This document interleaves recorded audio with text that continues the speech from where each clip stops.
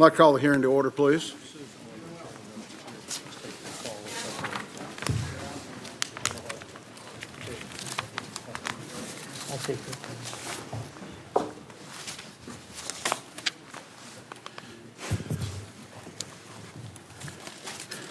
Attorney General Sessions, appreciate your willingness to appear before the committee today. I thank you for your years of dedicated service as a member of this body and your recent leadership at the Department of Justice. As I mentioned when Director Comey appeared before us last week, this committee's role is to be the eyes and ears for the other 85 members of the United States Senate and for the American people, ensuring that the intelligence community is operating lawfully and has the necessary tools to keep America safe. The community is a large and diverse place. We recognize the gravity of our investigation into Russia's interference in the 2016 U.S. elections, but I remind our constituents that while we investigate Russia, we are scrutinizing CIA's budget.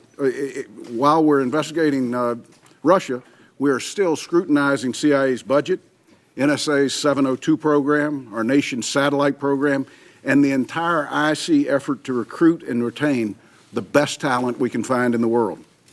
More often than not, the committee conducts its work behind closed doors, a necessary step to ensure that our most sensitive sources and methods are protected.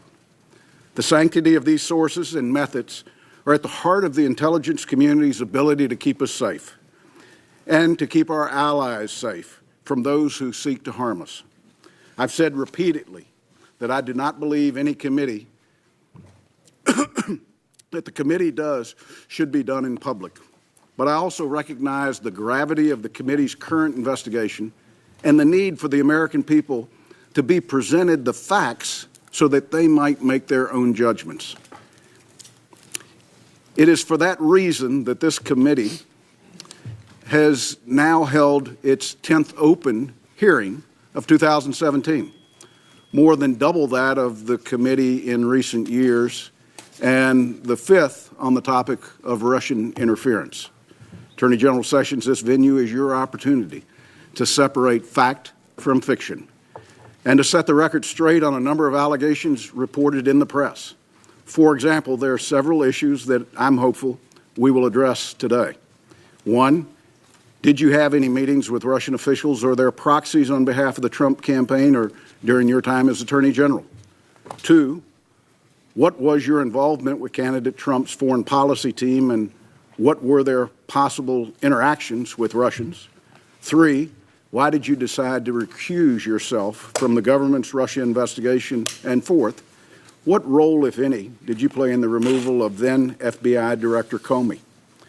I look forward to a candid and honest discussion as we continue to pursue the truth behind Russia's interference in the 2016 elections.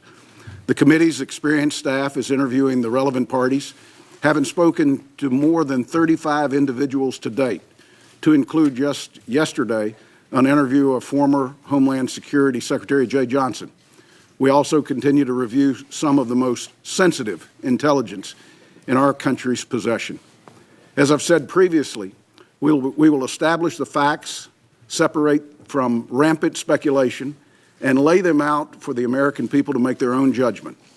Only then will we as a nation be able to put this episode to rest and look to the future. I'm hopeful that members will focus their questions today on the Russia investigation and not squander the opportunity by taking political or partisan shots. The Vice Chairman and I continue to lead this investigation together on what is a highly charged political issue. We may disagree at times, but we remain a unified team with a dedicated, focused, and professional staff working tirelessly on behalf of the American people to find the truth. The committee has made much progress as the political winds blow forcefully around us, and I think all members would agree that despite a torrent of public debate on who and what committee might be best suited to lead on this issue, the Intelligence Committee has lived up to its obligation to move forward with purpose and above politics. Mr. Attorney General, it's good to have you back. I would now turn to the Vice Chairman for any remarks he might have. Thank you, Mr. Chairman, and I want to also thank the way that we're proceeding on this investigation. Mr. Attorney General, it's good to see you again, and we appreciate your appearance on the heels of Mr. Comey's revealing testimony last week. I do, though, want to take a moment at the outset and first express some concern with the process by which we are seeing you, the Attorney General, today. It's my understanding that you were originally scheduled to testify in front of the House and Senate Appropriations Committees today. I know those appearances have been canceled to come here instead. While we appreciate his testimony before our committee, I believe, and I believe I speak for many of my colleagues, that I believe he should also answer questions from members of those committees and the Judiciary Committee as well. Mr. Attorney General, it's my hope that you will reschedule those appearances as soon as possible. In addition, I want to say at the outset that while we consider your appearance today as just the beginning of our interaction with you and your department, Mr. Attorney General, we had always expected to talk to you as part of our investigation. We believed it would be actually later in the process. We're glad to accommodate your requests to speak to us today, but we also expect to have your commitment to cooperate with all future requests and make yourself available as necessary to this committee for, as the Chairman has indicated, this very important investigation. Now let's move to the subject of today's discussion. Let's start with the campaign. You were an early and ardent supporter of Mr. Trump. In March, you were named as chairman of the Trump campaign's National Security Advisory Committee. You were much more than a surrogate. You were a strategic advisor who helped shape much of the campaign's national security strategy. No doubt you will have key insights about some of the key Trump associates that we're seeking to hear from in the weeks ahead. Questions have also been raised about some of your own interactions with Russian officials during the campaign. During your confirmation hearing in January, you said, quote, you did not have communications with Russians. Senator Leahy later asked you in writing whether you'd been in contact with anyone connected to any part of the Russian government about the 2016 election. You answered, I believe, with a definitive no. Despite that, the fact is, as we discovered later, that you did have interactions with Russian government officials during the course of the campaign. In March, you acknowledged 2 meetings with the Russian ambassador. Yet, there's also been some public reports of a possible 3rd meeting at the Mayflower Hotel on April 27th. I hope that today you will help clear up those discrepancies. We also expect, and hope this is very important, that you'll be willing to provide the committee with any documents that we'd need to shed light on this issue, such as emails or calendars. Then, there's the topic of the firing of former FBI Director Comey. Last Thursday, we received testimony from Mr. Comey. Under oath, he outlined his very troubling interactions with the President, as well as the circumstances of his firing. A few disturbing points stood out. First, Mr. Comey, who has decades of experience at the Department of Justice and at the FBI, serving under presidents of both parties, was so unnerved by the actions of the President that he felt, quote, compelled to fully document every interaction they had. Mr. Comey sat where you are sitting today and testified that he was concerned that the President of the United States might lie about the nature of their meetings. That's a shocking statement from one of our nation's top law enforcement officials. We also heard that Director Comey took it as a direction from the President that he was to drop the FBI's investigation into former National Security Advisor General Mike Flynn. Finally, we heard from Mr. Comey that he believes he was fired over his handling of the Russia investigation. The President himself confirmed this in statements to the media. This is deeply troubling for all of us who believe on both sides of the aisle in preserving the independence of the FBI. We have a lot of work in order to follow up on these alarming disclosures. Mr. Attorney General, your testimony today is an opportunity to begin the process of asking those questions. For instance, again, and I know others will ask about this, you recused yourself from the Russia investigation, yet you participated in the firing of Mr. Comey over the handling of that same investigation. We'll want to ask you about how you view your recusal and whether you believe you've complied with it fully. In addition, we heard from Mr. Comey last week that the President asked you to leave the Oval Office so that he could speak one-on-one with Mr. Comey. Again, a very concerning action. We will need to hear from you about how you viewed the President's request and whether you thought it was appropriate. We'll also want to know if you are aware of any attempts by the President to enlist leaders in the intelligence community to undermine this very same Russia investigation. Most importantly, our committee will want to hear what you are doing to ensure that the Russians or any other foreign adversaries cannot attack our democratic process like this ever again. I'm concerned that the President still does not recognize the severity of the threat. He, to date, I believe, has not even acknowledged the unanimous conclusions of the U.S. intelligence community that Russia massively intervened in our elections. The threat we face is real, and it's not limited to us. The recent events in France are, again, a stark reminder that all Western democracies must take steps to protect themselves. I believe the United States can and must be a leader in this effort, but it will require our administration to get serious about this matter. Finally, in the past several weeks, we've seen a concerning pattern of administration officials refusing to answer public, unclassified questions about allegations about the President in this investigation. We had a hearing with this subject last week. I want to commend the chairman who, at the end of that hearing, made very clear that our witnesses, it was not acceptable for our witnesses to come before Congress without answers. The American people deserve to know what's going on here. Thank you, Mr. Chairman. I look forward to the witnesses' testimony. Thank you, Vice Chairman. Attorney General Sessions, if you would stand, I will administer the oath to you. Raise your right hand, if you would, please. Do you solemnly swear to tell the whole the truth and the whole truth and nothing but the truth, so help you God? I do. Please be seated. Thank you, Attorney General Sessions. The floor is yours. Thank you very much, Chairman Burr and Ranking Member Warner, for allowing me to publicly appear before your committee today. I appreciate the committee's critically important efforts to investigate Russian interference with our democratic processes.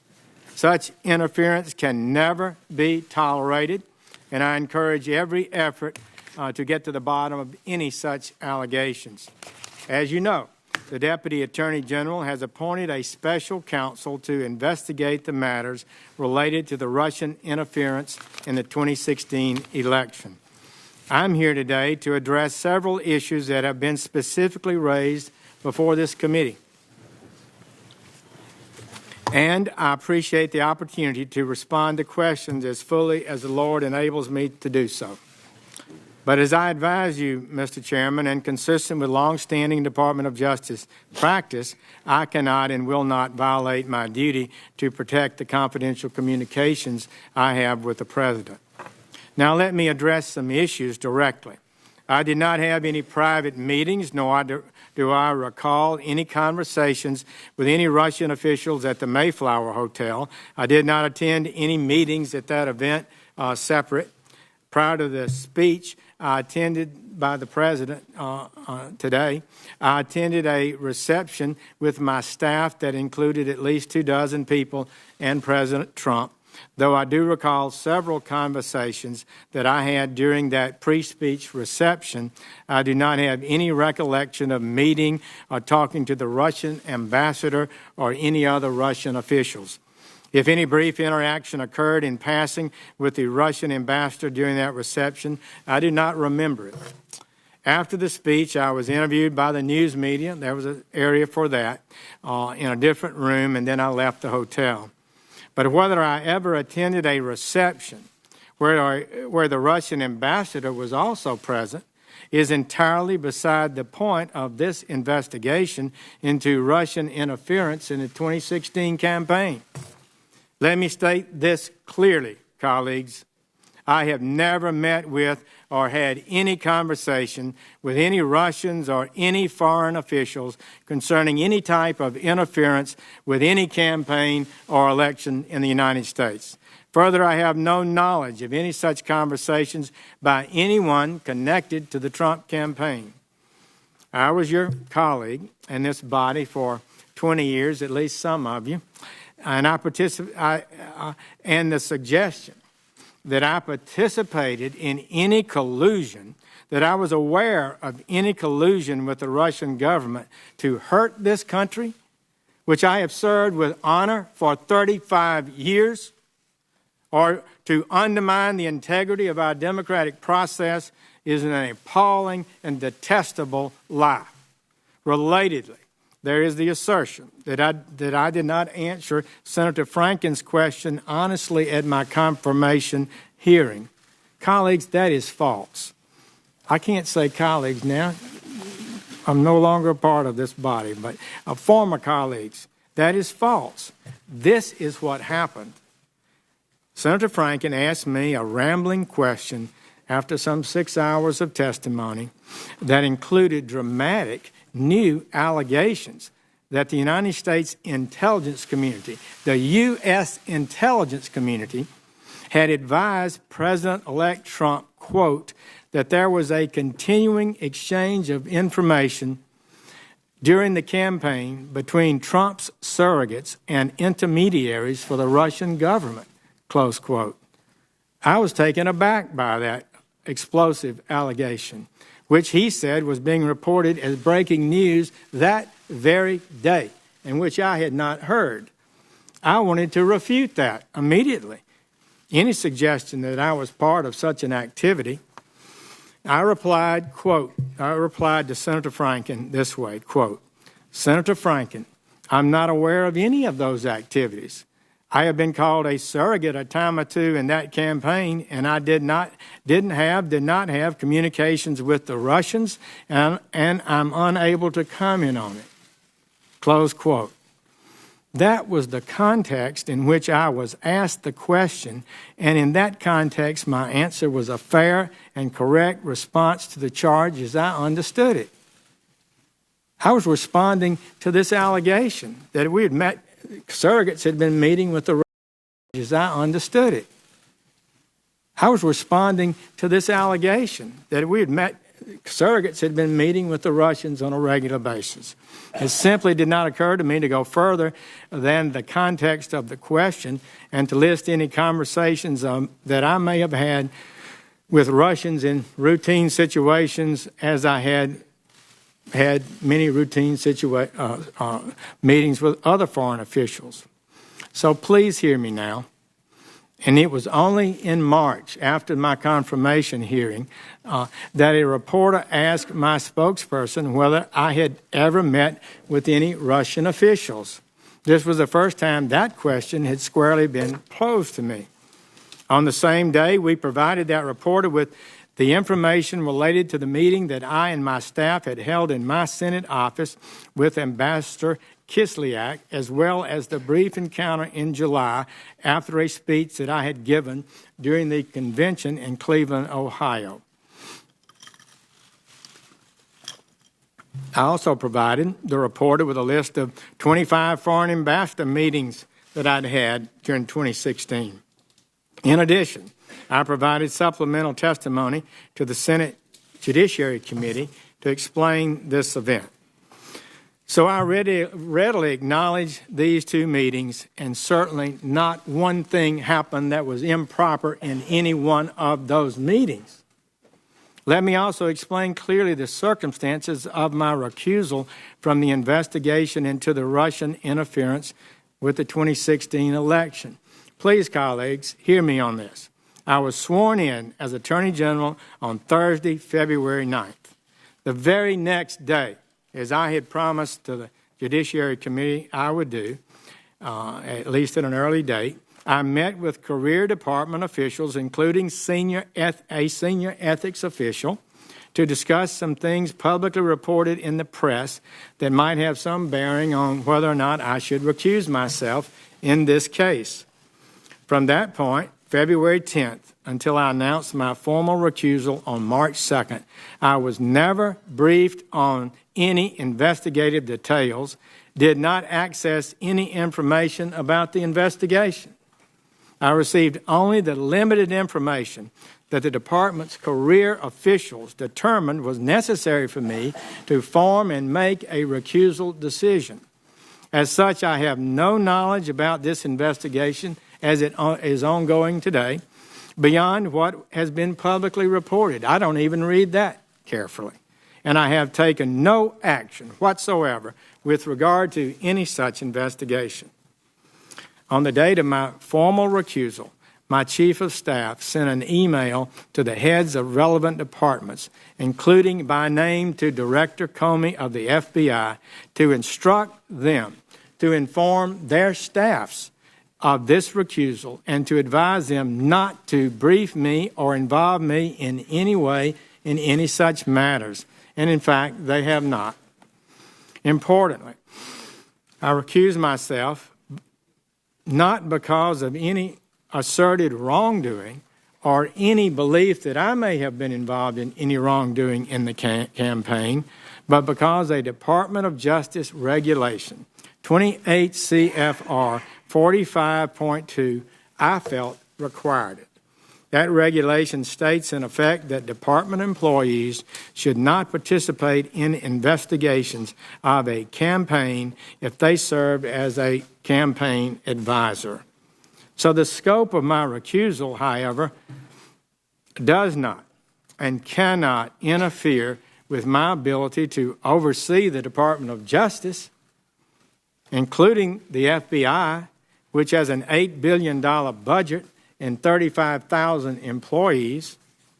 I presented to the President my concerns and those of Deputy Attorney General Rod Rosenstein about the ongoing leadership issues at the FBI, as stated in my letter recommending the removal of Mr. Comey, along with the Deputy Attorney General's memorandum on that issue, which have been released publicly by the White House.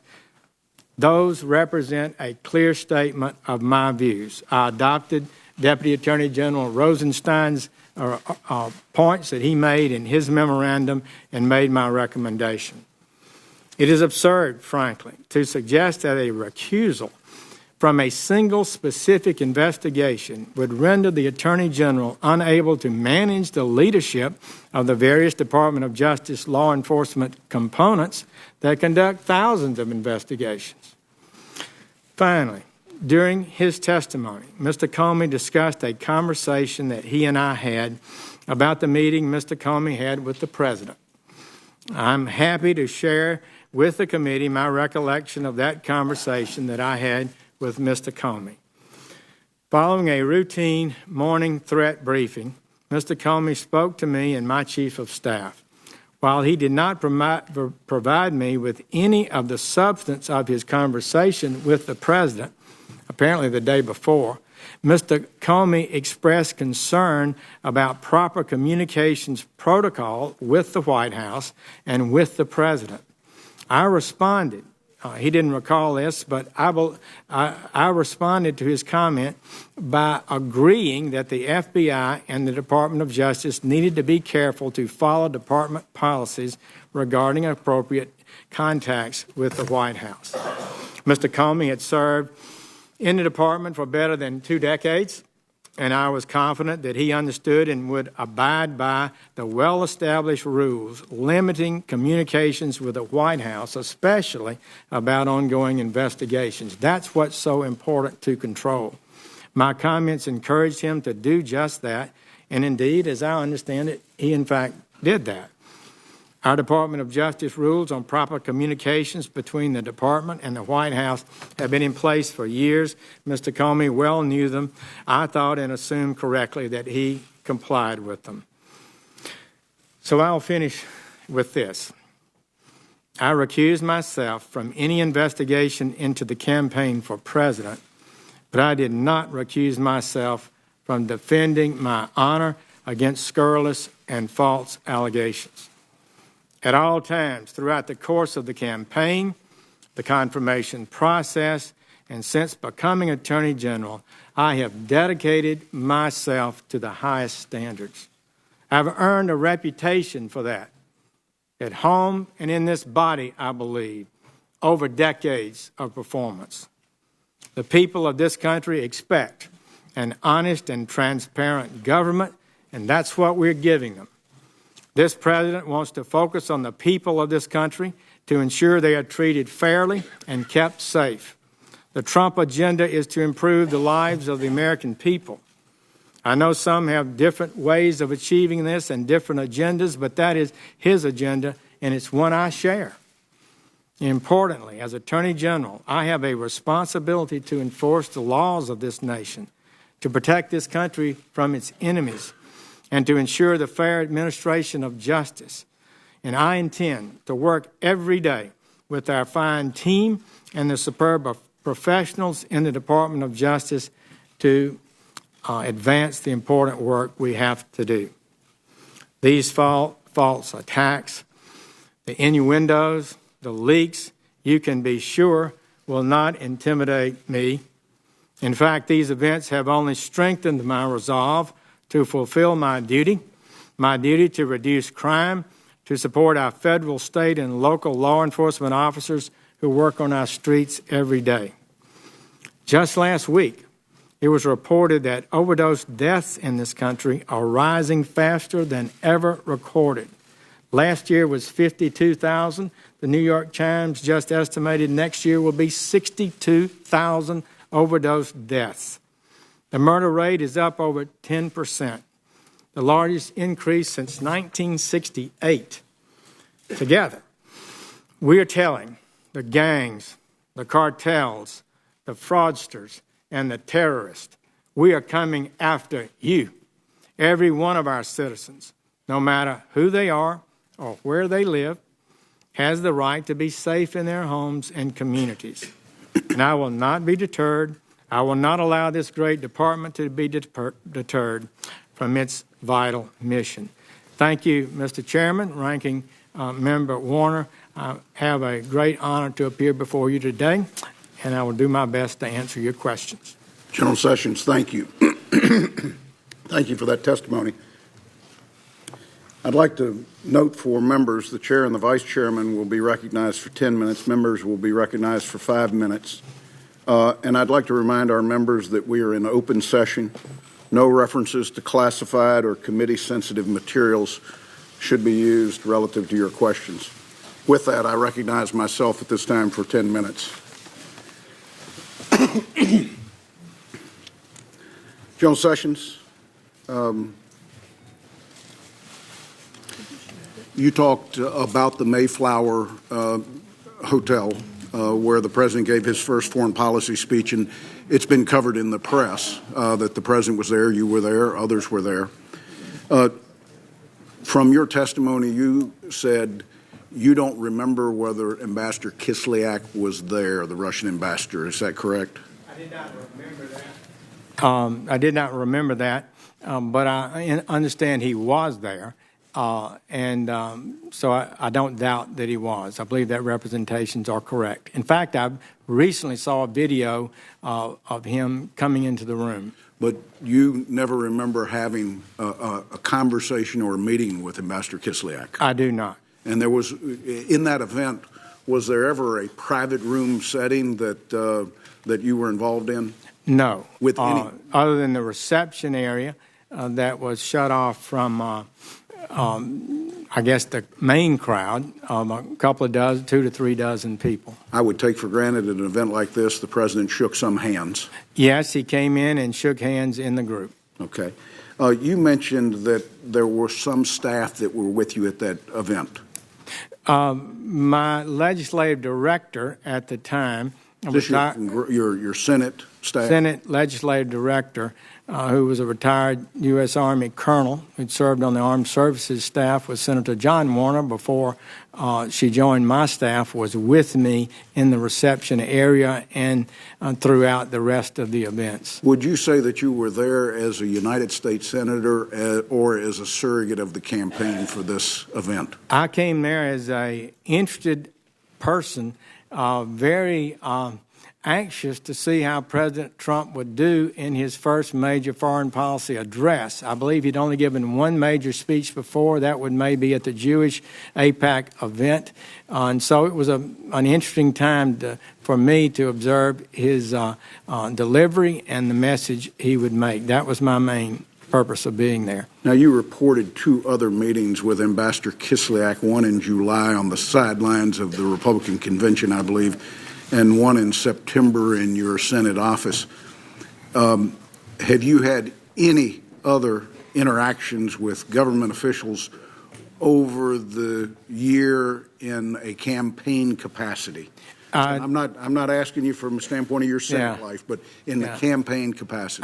No, Mr. Chairman. I've racked my brain to make sure I could answer any of those questions correctly, and I did not. I would just offer for you that when asked about whether I had had any meetings with Russians by the reporter in March, we immediately recalled the conversation, the encounter I had at the convention and the meeting in my office and made that public. I never intended not to include that. I would have gladly have reported the meeting, the encounter that may have occurred, that some say occurred, in the Mayflower, if I had remembered it or if it actually occurred, which I don't remember that it did. General Sessions, on March 2nd, 2017, you formally recused yourself from any involvement in the Russian investigation being conducted by the FBI and the Department of Justice.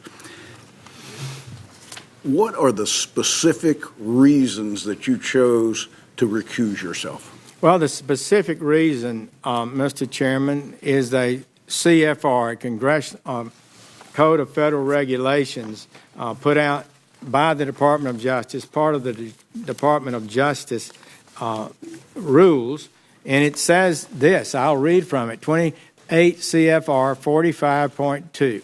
Unless authorized, no employee shall participate in a criminal investigation or prosecution if he has a personal or political relationship with any person involved in the conduct of an investigation. It goes on to say for political,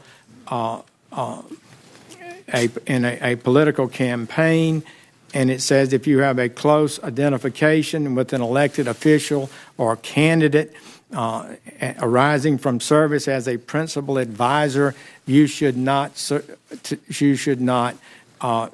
participate in an investigation of that campaign. So many have suggested that my recusal is because I felt I was a subject of the investigation myself, that I may have done something wrong, but this is the reason I recused myself. I felt I was required to under the rules of the Department of Justice, and as a leader of the Department of Justice, I should comply with the rules, obviously. So did your legal counsel basically know from day one you would have to recuse yourself of this investigation because of the current statute? Well, I do have a timeline of what occurred. I was sworn in on the 9th, I believe, of February. I then, on the 10th, had my first meeting to generally discuss this issue where the CFR was not discussed. We had several other meetings, and it became clear to me over time that I qualified as a significant a principal advisor type person to the campaign, and it was the appropriate and right thing for me to recuse myself. This could explain Director Comey's comments that he knew that there was a likelihood you would recuse yourself because he was probably familiar with the same statute. Well, I think probably so. I'm sure that the attorneys in the Department of Justice probably communicated with him. Because, Mr. Chairman, let me say this to you clearly. In effect, as a matter of fact, I recused myself that day. I never received any information about the campaign. I thought there was a problem with me being able to serve as Attorney General over this issue, and I felt I would possibly have to recuse myself, and I took the position, correctly I believe, not to involve myself in the campaign in any way, and I did not.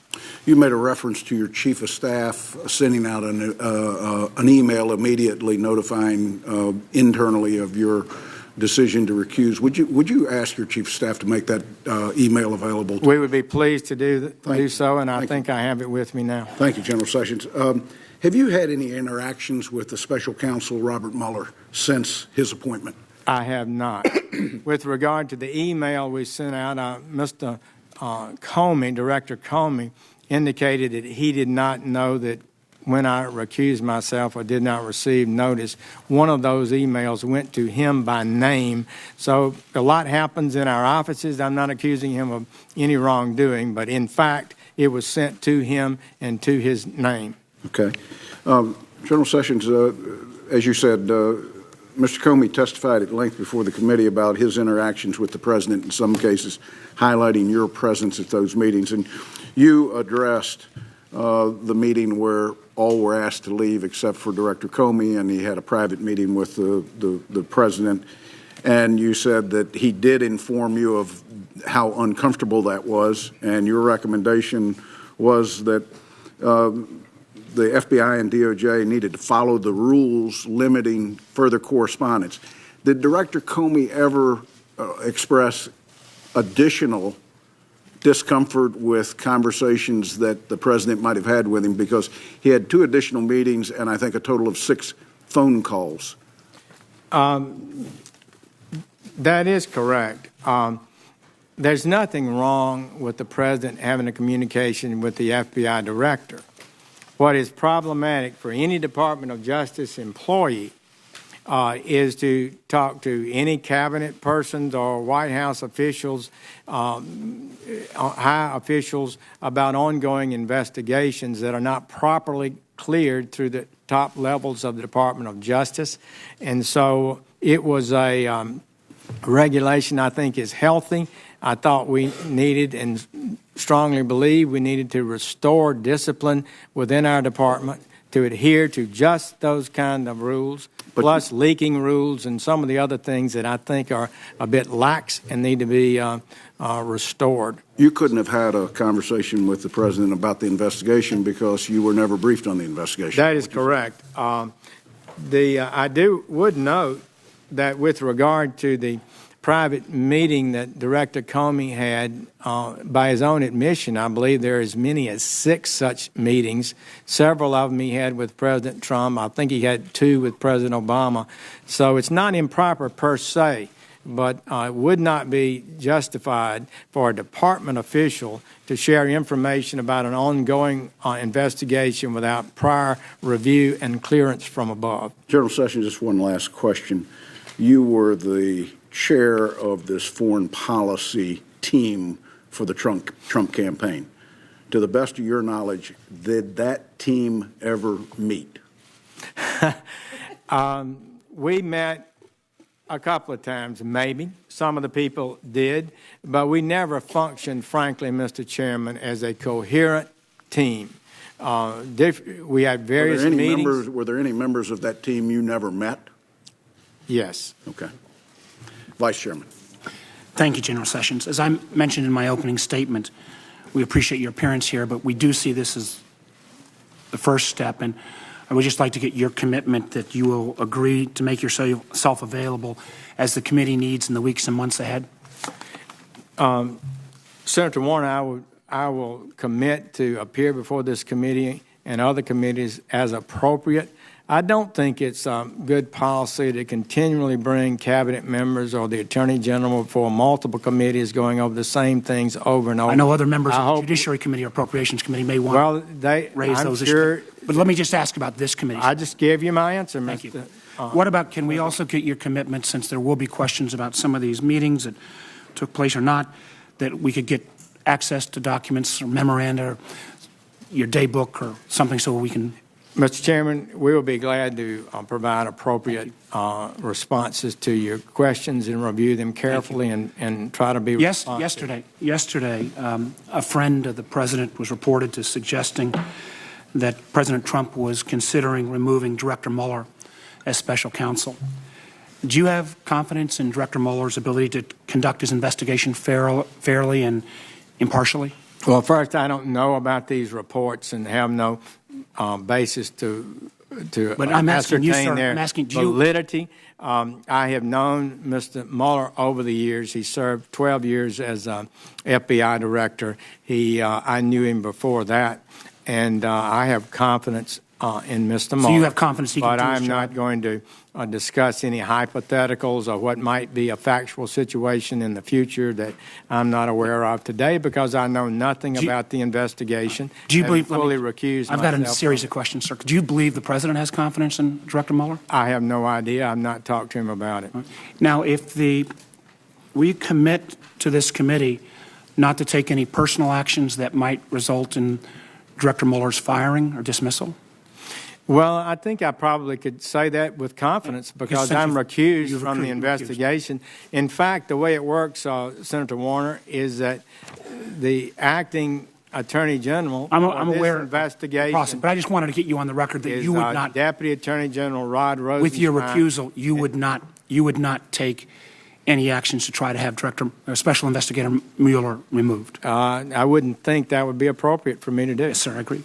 To your knowledge, have any Department of Justice officials been involved with conversations about any possibility of presidential pardons about any of the individuals involved with the Russia investigation? Mr. Chairman, I'm not able to comment on conversations with high officials within the White House. That would be a violation of the communications rule that I have to... Is that, just so I can understand, is the basis of that unwillingness to answer based on executive privilege or what? It's a longstanding policy of the Department of Justice not to comment on conversations that the Attorney General has had with the President of the United States for confidential reasons that really are founded in the co-equal branch powers in the Constitution of the United States. But just so I'm understanding, does that mean, are you claiming executive privilege here today, sir? I'm not claiming executive privilege because that's the President's power, and I have no power to claim executive privilege. What about conversations with other Department of Justice or other White House officials about potential pardons? Not the President, sir. Mr. Chairman, without in any way suggesting that I have had any conversations concerning pardons, totally apart from that, there are privileges of communication within the Department of Justice that we share, all of us do. We have a right to have full and robust debate within the Department of Justice. We encourage people to speak up and argue cases on different sides, and those arguments are not to be revealed. Historically, we've seen that they shouldn't be revealed. I would hope that you would agree that, since you've recused yourself from this investigation, that if the President or others would pardon someone during the midst of this investigation, while our investigation or Director Mueller's investigation, that would be, I would think, problematic. Let me. One of the comments you made in your testimony was that you'd reached this conclusion about the performance of then Director Comey's ability to lead the FBI, that you agreed with Deputy Attorney General Rosenstein's memo, the fact that you'd worked with Director Comey for some time. Did you ever have a conversation as a superior of Director Comey with his failure to perform or some of these accusations that he wasn't running the FBI in a good way, or that somehow the FBI is in turmoil? Did you have any conversations with Director Comey about those subjects? I did not. So you were his superior, and there were some fairly harsh things said about Director Comey. You never thought it was appropriate to raise those concerns before he was actually terminated by the president? I did not do so. A memorandum was prepared by the Deputy Attorney General, who evaluated his performance, noted some serious problems with it. And you agreed with those conclusions? I agreed with those. In fact, Senator Warner, we had talked about it even before I was confirmed and before he was confirmed. It's something that we both agreed to, that a fresh start at the FBI was probably the best thing. It just, again, seems a little... I could understand that if you talked about that before you came on, you had a chance for a fresh start, there was no fresh start. Suddenly we're in the midst of the investigation, and with timing that seems a little peculiar, what kind of, at least to me, was out of the blue, the president fires the FBI director, and if there are all these problems of disarray and a lack of esprit de corps at the FBI, all things that the acting director of the FBI denied is the case, I would have thought that somebody would have had that kind of conversation with Director Comey. He was at least been owed that. Let's go to the April 27th meeting. Has been brought up, I think the chairman brought it up.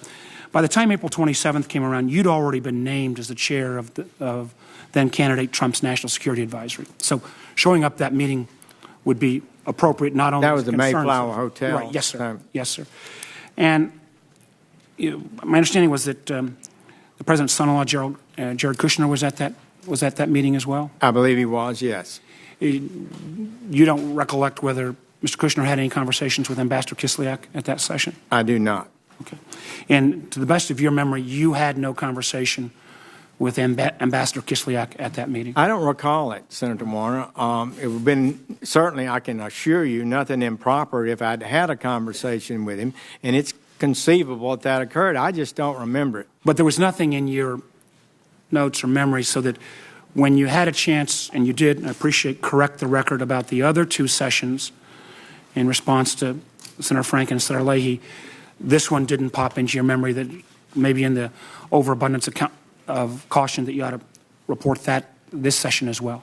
Well, I guess I could say that I possibly had a meeting, but I still do not recall it, and I did not in any way fail to record something in my testimony or in my subsequent letter intentionally false.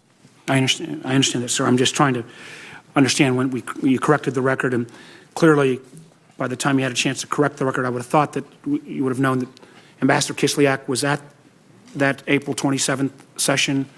It received quite a bit of press notoriety. And again, echoing what the chairman has said, just again for the record, there was no other meeting with any other officials of the Russian government during the campaign season. Not to my recollection. And I would just say with regard to the two encounters, one at the Mayflower Hotel that you referred to. Yes, sir. I came there not knowing he was going to be there. I don't have any recollection of even knowing he would be there. I didn't have any communications with him before or after that event.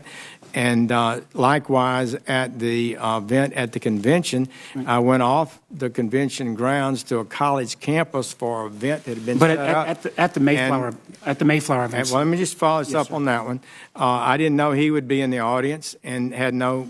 So at the Mayflower event, though, there was this, I guess, kind of VIP reception first, and then people went into the speech. Is that just so I get a? That's my impression. That's my recollection. And you were part of the VIP reception? Yes. Yes, sir. General Sessions, one of the, again, troubling things that I need to sort through is, Mr.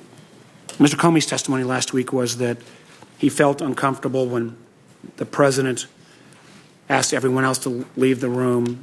He left the impression that you lingered with perhaps a sense that you felt uncomfortable about about it as well. I'm going to allow you to obviously answer and correct if that's not the right impression.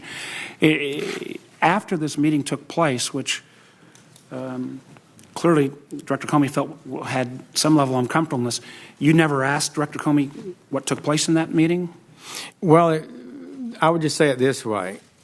We were there. I was standing there, and without revealing any conversation that took place, what I do recall is that I did depart. I believe everyone else did depart, and Director Comey was sitting in front of the president's desk, and they were talking. So that's what I do remember. I believe it was the next day that he said something, expressed concern about being left alone with the president. But that in itself is not problematic. He did not tell me at that time any details about anything that was said that was improper. I affirmed his concern that we should be following the proper guidelines of the Department of Justice, and basically backed him up in his concerns, and that he should not carry on any conversation with the president or anyone else about an investigation in a way that was not proper. I felt he, so long in the department, former Deputy Attorney General, as I recall, knew those policies probably a good deal better than I did. Thank you, sir, and thank you, Mr. Chairman. But it did appear that Mr. Comey felt that the conversation was improper. He was concerned about it, and his recollection of what he said to me about his concern, is consistent with my recollection. Senator Risch. Attorney General Sessions, good to hear you talk about how important this Russian interference and active measures in our campaign is. I don't think there's any American who would disagree with the fact that we need to drill down to this, know what happened, get it out in front of the American people, and do what we can to stop it again. And that's what this committee was charged to do, and that's what this committee started to do. As you probably know, on February 14th, the New York Times published an article alleging that there was constant communications between the Trump campaign and the Russians and collusion regarding the elections. You recall that article when it came out? Not exactly. Generally. But that was generally, I remember those charges. Mr. Comey told us when he was here last week that he had a very specific recollection. In fact, he chased it down through the intelligence community and was not able to find a scintilla of evidence to that effect. Then he sought out both Republicans and Democrats up here to tell them that this was false, that there was no such facts anywhere that corroborated what the New York Times had reported. Nonetheless, after that, this committee took that on as one of the things, and we've spent really substantially more time on that than we have on the Russian active measures. We've been through thousands of pages of information, interviewed witnesses, and everything else. We're really no different than where we were when this whole thing started. But and there's been no reports that I know of any factual information in that regard. Are you aware of any such information of collusion? Is that arose from the dossier, so-called dossier, Senator Risch? Is that what you're referring to? Well, we're anywhere. I believe that's the report that Senator Franken hit me with when I was testifying, and it, I think, has been pretty substantially discredited, but you would know more than I. But what was said that would suggest I participated in the continuing communications with the Russians over as a surrogate is absolutely false. Mr. Sessions, there's been all this talk about conversations and that you had some conversations with the Russians. Senators up here who are on either foreign relations, intelligence, or armed services, conversations with officers of other governments or ambassadors or what have you are everyday occurrences here, multiple-time occurrences for most of us. Is that a fair statement? I think it is, yes. And indeed, if you run into one in a grocery store, you're going to have a conversation with them. Is that fair? Could very well happen. And be nothing improper. All right. On the other hand, collusion with the Russians or any other government for that matter, when it comes to our elections, certainly would be improper and illegal. Would that be a fair statement? Absolutely. All right. Are you willing to sit here and tell the American people, unfiltered by what the media is going to put out, that you participated in no conversations of any kind where there was collusion between the Trump campaign and any other foreign government? I can say that absolutely, and I have no no hesitation to do so. Mr. Sessions, you're a former U.S. Attorney, former United States Senator, and the Attorney General of the United States. You participated, as you've described, in the Trump campaign. And as such, you traveled with the campaign, I gather? I did. You spoke for the campaign at times? Well, on a number of occasions. I was not continually on the trail. Based upon your experience and based upon your participation in the campaign, did you hear even a whisper or a suggestion or anyone making reference within that campaign that somehow the Russians were involved in that campaign? I did not. Okay. No what would you have ever done if you'd have heard that? Well, I would have been shocked, and I would have known it was improper. And headed for the exit, I suppose. Well, maybe. So this was, serious. This is a serious matter because what you're talking about is hacking into a private person or DNC computer and obtaining information and spreading that out. That's just not right. And I believe it's likely that laws were violated if that actually occurred. So it's an improper thing. Mr. Sessions, has any person from the White House or the administration, including the President of the United States, either directed you or asked you to do any unlawful or illegal act since you've been Attorney General of the United States? No, Senator Rich, not. Thank you, Mr. Chairman. Senator Feinstein. Thanks very much, Mr. Chairman. Welcome, Attorney General. Thank you. On May 19th, Mr. Rosenstein, in a statement to the House of Representatives, essentially told them that he learned on May 8th that President Trump intended to remove Director Comey. When you wrote your letter on May 9, did you know that the President had already decided to fire Director Comey? Senator Feinstein, I would say that I believe it's been made public that the President asked us our opinion.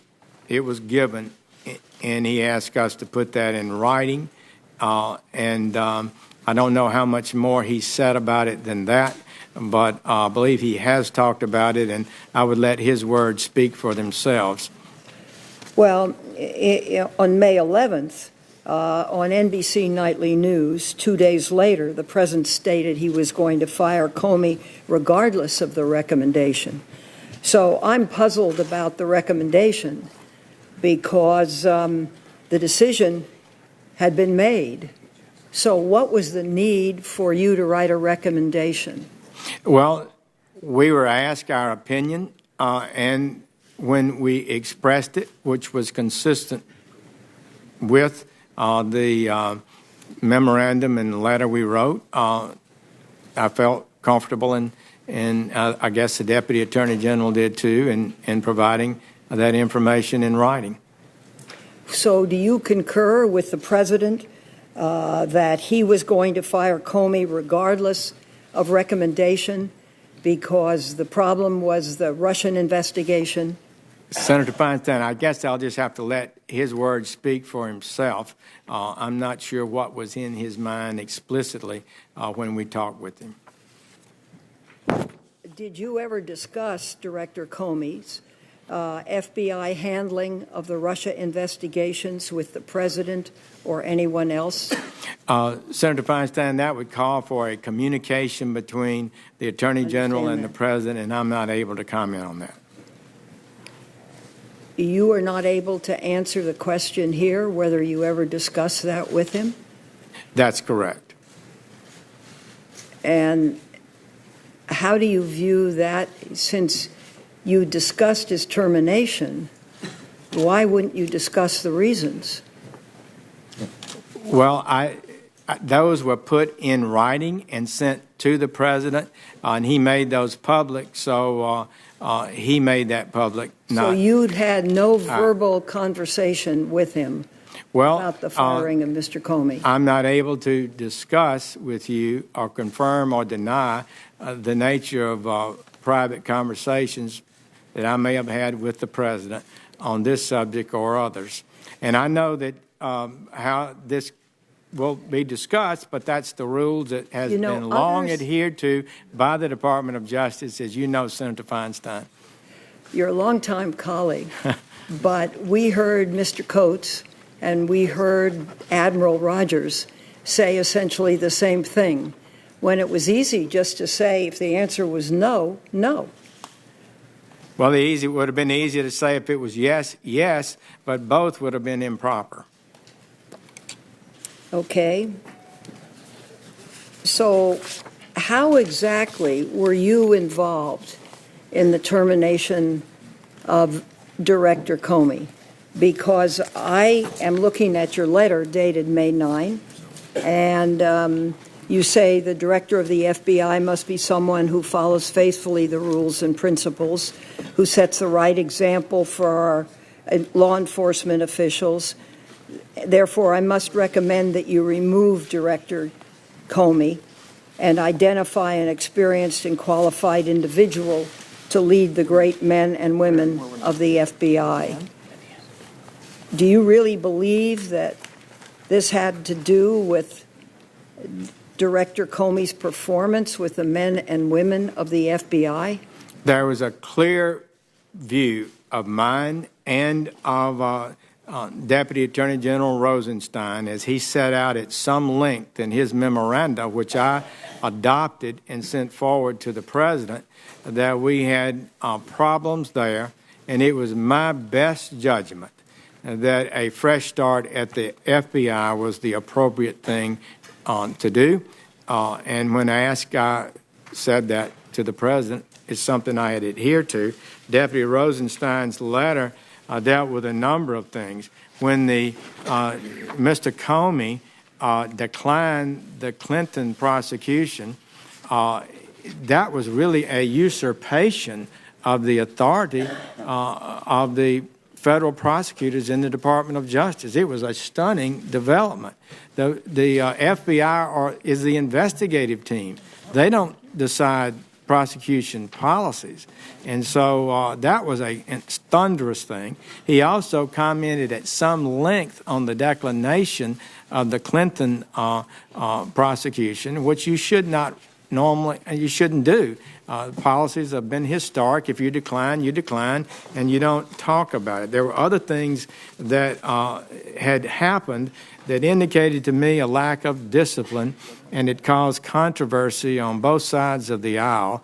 And I had come to the conclusion that a fresh start was appropriate and did not mind putting that in writing.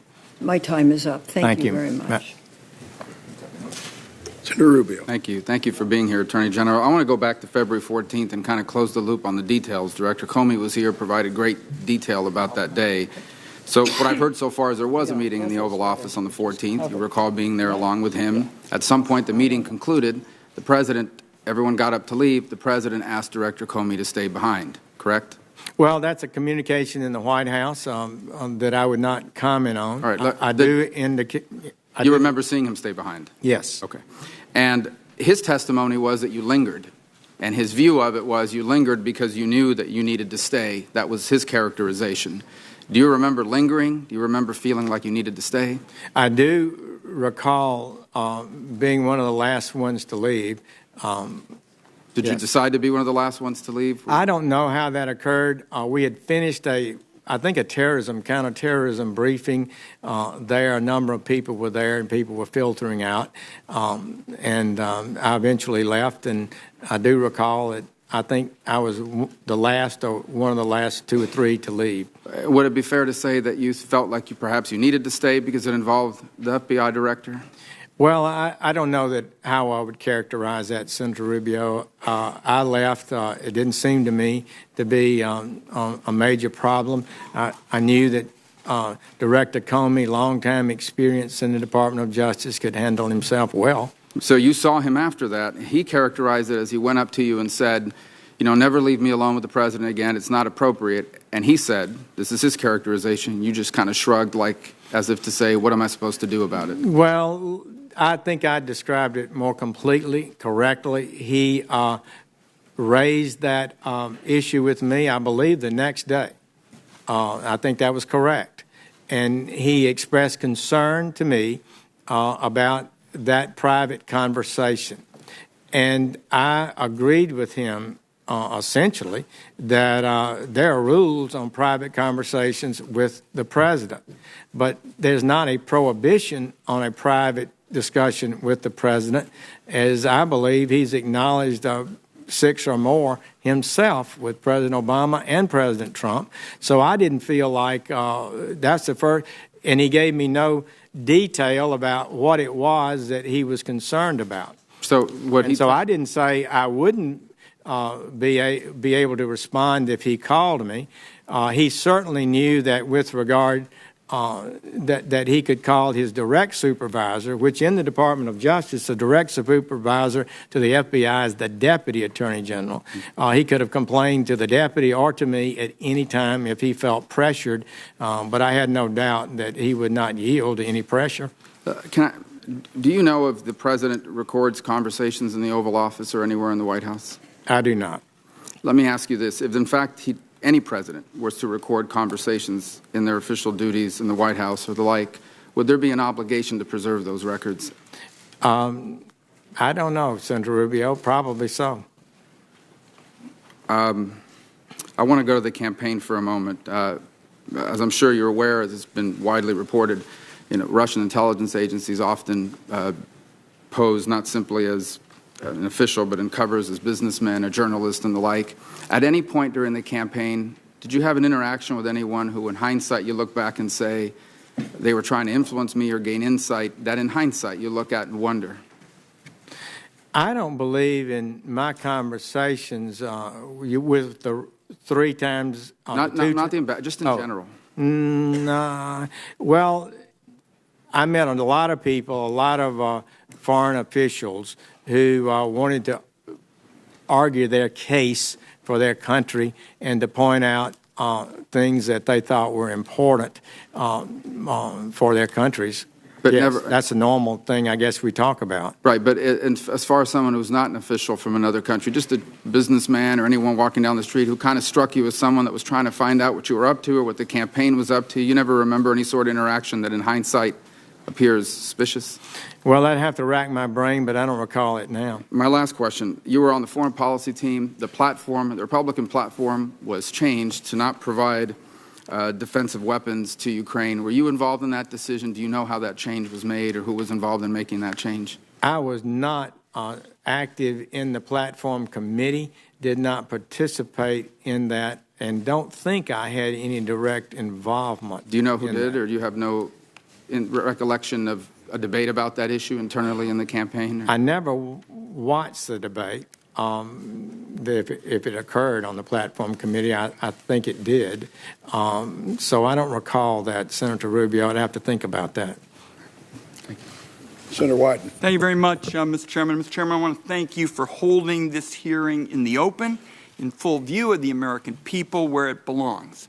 I believe the American people have had it with stonewalling. Americans don't want to hear that answers to relevant questions are privileged and off limits, or that they can't be provided in public, or that it would be, quote, inappropriate for witnesses to tell us what they know. We are talking about an attack on our democratic institutions, and stonewalling of any kind is unacceptable. And General Sessions has acknowledged that there is no legal basis for this stonewalling. So now to questions. Last Thursday, I asked former Director Comey about the FBI's interactions with you, General Sessions, prior to your stepping aside from the Russian investigation. Mr. Comey said that your continued engagement with the Russian investigation was, quote, problematic, and he, Mr. Comey, could not discuss it in public. Mr. Comey also said that FBI personnel had been calling for you to step aside from the investigation at least 2 weeks before you finally did so. Now, in your prepared statement, you stated you received only, quote, limited information necessary to inform your recusal decision. But given Director Comey's statement, we need to know what that was. Were you aware of any concerns at the FBI or elsewhere in government about your contacts with the Russians or any other matters relevant to whether you should step aside from the Russian investigation? Senator Wyden, I am not stonewalling. I am following the historic policies of the Department of Justice. You don't walk into any hearing or committee meeting and reveal confidential communications with the President of the United States, who's entitled to receive confidential communications in your best judgment about a host of issues, and have to be accused of stonewalling for not answering them. So I would push back on that. Secondly, Mr. Comey, perhaps he didn't know, but I basically recused myself the first day I got into the office because I never accessed files. I never learned the names of investigators. I never met with them. I never asked for any documentation. The documentation, what little I received, was mostly already in the media and was presented by the senior ethics, public responsibility, professional responsibility attorney in the department. General, and I made a honest and proper decision to recuse myself, as I told Senator Feinstein and the members of the committee I would do when they confirmed me. General Sessions, respectfully, you're not answering the question. Well, what is the question? The question is, Mr. Comey said that there were matters with respect to the recusal that were problematic and he couldn't talk about them. What are they? Why don't you tell me? There are none, Senator Wyden. There are none. I can tell you that for absolute certainty. This is a secret innuendo being leaked out there about me, and I don't appreciate it. And I've tried to give my best and truthful answers to any committee I've appeared before, and it's really people are suggesting through innuendo that I have been not honest about matters, and I've tried to be honest. My time is short. You've made your point that you think Mr. Comey is engaging in innuendo. We're going to keep digging on this. Senator Wyden, he did not say that. He said it was problematic, and I asked you what was problematic about it. Some of that leaked out of the committee that he said in closed sessions. Okay. One more question. I asked former FBI director whether your role in firing him violated your recusal, given that President Trump said he fired Comey because of the Russian investigation. Director Comey said this was a reasonable question. So I want to ask you just point blank, why did you sign the letter recommending the firing of Director Comey when it violated your recusal? It did not violate my recusal. It did not violate my recusal. That would be the answer to that. And the letter that I signed represented my views that had been formulated for some time. Mr. Chairman, just if I can finish, that answer, in my view, doesn't pass the smell test. The president tweeted repeatedly about his anger at investigations into his associates in Russia. The day before you wrote your letter, he tweeted that the collusion story was a total hoax and asked, when will this taxpayer-funded charade end? I don't think your answer passes the smell test. Well, Senator Wyden, I think I should be allowed to briefly respond at least, and would say the letter, the memorandum that Deputy Rosenstein wrote, and my letter that accompanied it, represented my views of the situation. I'll ask that on the second round. Thank you, Mr. Chairman. Senator Collins. Thank you, Mr. Chairman. Attorney General Sessions, I want to clarify who did what with regard to the firing of Mr. Comey. First of all, let me ask you, when did you have your first conversation with Rod Rosenstein about Mr. Comey? We talked about it before either one of us were confirmed. It was a topic of, conversation among people who'd served in the department a long time. They knew that what had happened that fall was pretty dramatically unusual. Many people felt it was very wrong. And so it was in that context that we discussed it, and we both found that we shared a common view that a fresh start would be appropriate. And this was based on Mr. Comey's handling of the investigation involving Hillary Clinton, in which you said that he usurped the authority of prosecutors at the Department of Justice? Yes, that was part of it, and the commenting on the investigation in ways that go beyond the proper policies. We need to restore, Senator Collins, I think, the classic discipline in the department. My team, we've discussed this. There's been too much leaking and too much talking publicly about investigations. In the long run, the department historic rule that you remain mum about ongoing investigations is the better policy. Now, subsequently, the president asked for you to put your views in writing. You've testified today. And I believe that you were right to recuse yourself from the ongoing Russian investigation. But then on May 9th, you wrote to the president recommending that Mr. Comey be dismissed. And obviously, this went back many months to the earlier conversations you had had with Mr. Rosenstein. But my question is, why do you believe that your recommendation to fire Director Comey was not inconsistent with your March 2nd recusal? Thank you. The recusal involved one case involved in the Department of Justice and in the FBI. They conduct thousands of investigations. I'm the Attorney General of the United States. It's my responsibility to our Judiciary Committee and other committees to ensure that that department is run properly. I have to make difficult decisions. And I do not believe that it is a sound position to say that if you're recused for a single case involving any one of the great agencies like DEA or U.S. Marshals or ATF that are part of the Department of Justice, you can't make a decision about the leadership in that agency.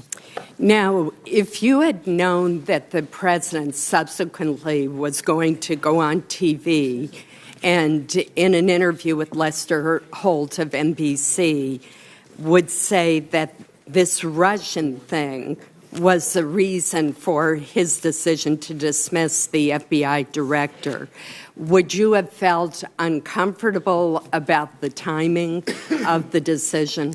Well, I would just say this, Senator Collins. I don't think it's appropriate to deal with those kind of hypotheticals. I have to deal in actual issues, and I would respectfully not comment on that. Well, let me ask you this. In retrospect, do you believe that it would have been better for you to have stayed out of the decision to fire Director Comey? I think it's my responsibility. I mean, I was appointed to be Attorney General. Supervising all the federal agencies is my responsibility.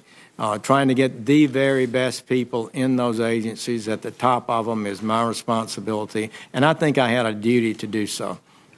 Now, Director Comey testified that he was not comfortable telling you about his one-on-one conversation with the president on February 14th because he believed that you would shortly recuse yourself from the Russian investigation, which you did.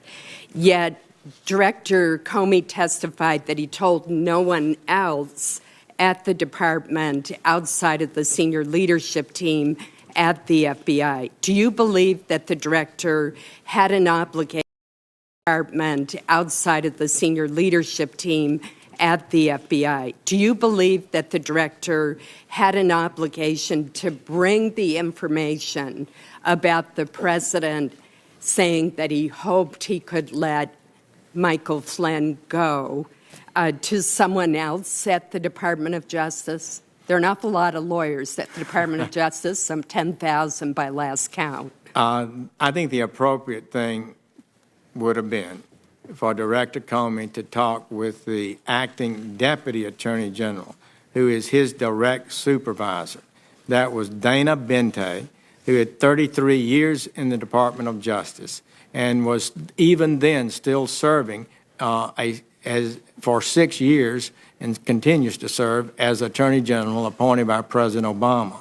So he's a man of great integrity, and everybody knows it, a man of decency and judgment. If he had concerns, I think he should have raised it to Deputy Attorney General Bente, who would be the appropriate person in any case, really. But if he had any concern that I might be recusing myself, that would be a double reason for him to share it with Deputy Attorney General Bente. Thank you. Senator Heinrich. Attorney General Sessions, has the President ever expressed his frustration to you regarding your decision to recuse yourself? Senator Heinrich, I'm not able to share with this committee private communications. Because you're invoking executive privilege. I'm not able to invoke executive privilege. That's the President's prerogative. Well, my understanding is that you took an oath, you raised your right hand here today, and you said that you would solemnly swear to tell the truth, the whole truth, and nothing but the truth. And now you're not answering questions. You're impeding this investigation. So my understanding of the legal standard is that you either answer the question, that's the best outcome. You say, this is classified, can't answer it here. I'll answer it in closed session. That's bucket number 2. Bucket number 3 is to say, I'm invoking executive privilege. There is no appropriateness bucket. It is not a legal standard. Can you tell me what are these long-standing DOJ rules that protect conversations made in the executive without invoking executive privilege? Senator, I'm protecting the President's constitutional right by not giving it away before he has a chance to You're having review it both And ways. secondly, I am telling the truth in answering your question in saying it's a long-standing policy of the Department of Justice. Are those not policies to comment, written? even and to make sure the President has full opportunity to decide these issues. Can you share those policies with us? Are Well, they written down at the Department of Justice? I believe they are. This is Certainly, the appropriateness legal standard for it's not the- answering congressional inquiries. It's my judgment that it would be inappropriate for me to answer and reveal private conversations with the President when he has not had a full opportunity to review the questions and to make a decision on whether or not to approve such an answer. One, there are also other privileges that could be invoked. One of the things deals with the investigation of the special counsel as And other. we're not asking Well, I'm questions about that investigation. If I wanted to ask questions about that investigation, I'd ask those of Rod Rosenstein. I'm asking about your personal knowledge from this committee, which has a constitutional obligation to get to the bottom of this. There are 2 investigations here. There is a special counsel investigation. There is also a congressional investigation. And you are obstructing that congressional investigation by not answering these questions. And I think your silence, like the silence of Director Coates, like the silence of Admiral Rogers, speaks volumes. I would say that I have consulted with senior career attorneys in the department, I suspect and they believe you have. this is consistent with my duties. Senator Risch asked you a question about appropriateness. If you had known that there had been anything untoward with regard to Russia in the campaign, would you have headed for the exits? Your response was maybe. Why wasn't it a simple yes? Well, there was a improper, illegal relationship in an effort to impede or influence this campaign, I absolutely would have departed. I think that's a good answer. I'm not sure why it wasn't the answer in the first place. I find it strange that neither you nor Deputy Attorney General Rod Rosenstein brought up performance issues with Director Comey. And in fact, Deputy FBI Director McCabe has directly refuted any assertion that there were performance issues. This is troubling because it appears that the President decided to fire Director Comey because he was pursuing the Russia investigation and had asked you to come up with an excuse. When your assessment of Director Comey didn't hold up to public scrutiny, the president finally admitted that he had fired Director Comey because he was pursuing the Russia investigation, i.e. the Lester Holt interview. You've claimed that you did not break recusal when participating in Director Comey's firing, but it appears that his firing was directly related to Russia, not departmental mismanagement. How do you square those two things? Well, you had a lot in that question. Let me say first, within a week or so, I believe May 3rd, Director Comey testified that he believed the handling of the Clinton declination was proper and appropriate, and he would do it again. I know that was a great concern to both of us because it did not, that represented something that I think most professionals in the Department of Justice would totally agree that the FBI investigative agency does not decide whether to prosecute or decline criminal cases. Pretty breathtaking usurpation of the responsibility of the Attorney General. So that's how we felt. That was sort of additional concern that we had heading the FBI, someone who boldly asserted the right to continue to make such decisions. That was one of the things we discussed. That was in the memorandum, I believe, and it was also an important factor for us.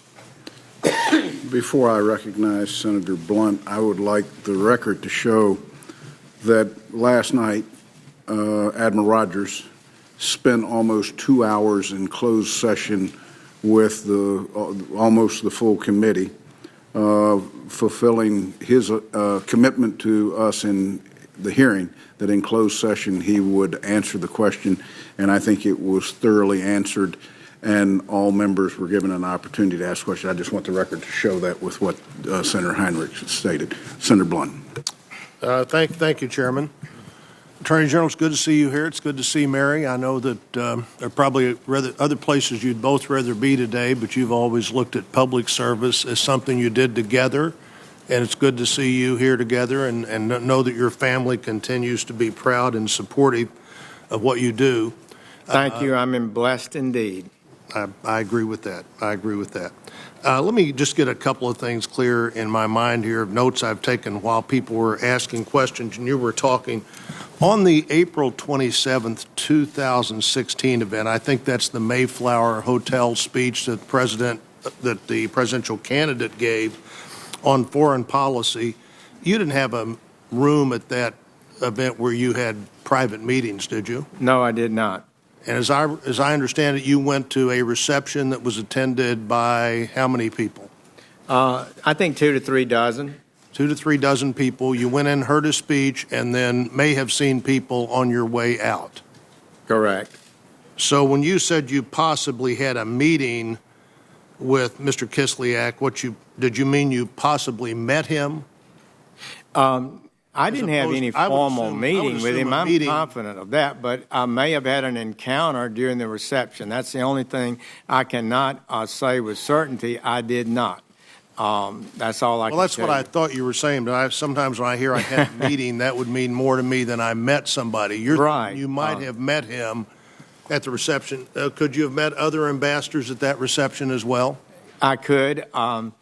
I remember one in particular that we had a conversation with whose country had an investment in Alabama, and we talked a little length about that. I remember that, but otherwise have no recollection of a discussion with the Russian ambassador. All right. So you were there. You've read since he was there. You may have seen him, but you had no room where you were having meetings with individuals to have discussions at the Mayflower Hotel that day. No, that is correct. Well, whenever you talked to Mr. Comey after he had his meeting with the president, you think that was probably the next day? You didn't stay afterwards and see him after he left the Oval Office that night? No. I understand his testimony may have suggested that it happened right afterwards, but it was either the next morning, which I think it was, or maybe the morning after that. We had a 3 times a week national security briefing with the FBI, that I undertake. And so it was after that we had that conversation. We had that conversation. Now, what I'm not quite clear on is, did you respond when he expressed his concern or not?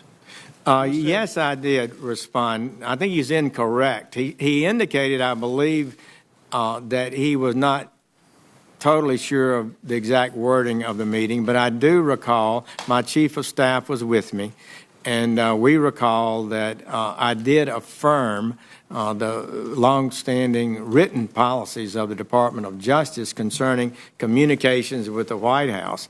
We have to follow those rules, and in the long run, you're much better off if you do. They do not prohibit communications one-on-one by the FBI director with the president, but if that conversation moves into certain areas, it's the duty, the rules apply to the Department of Justice.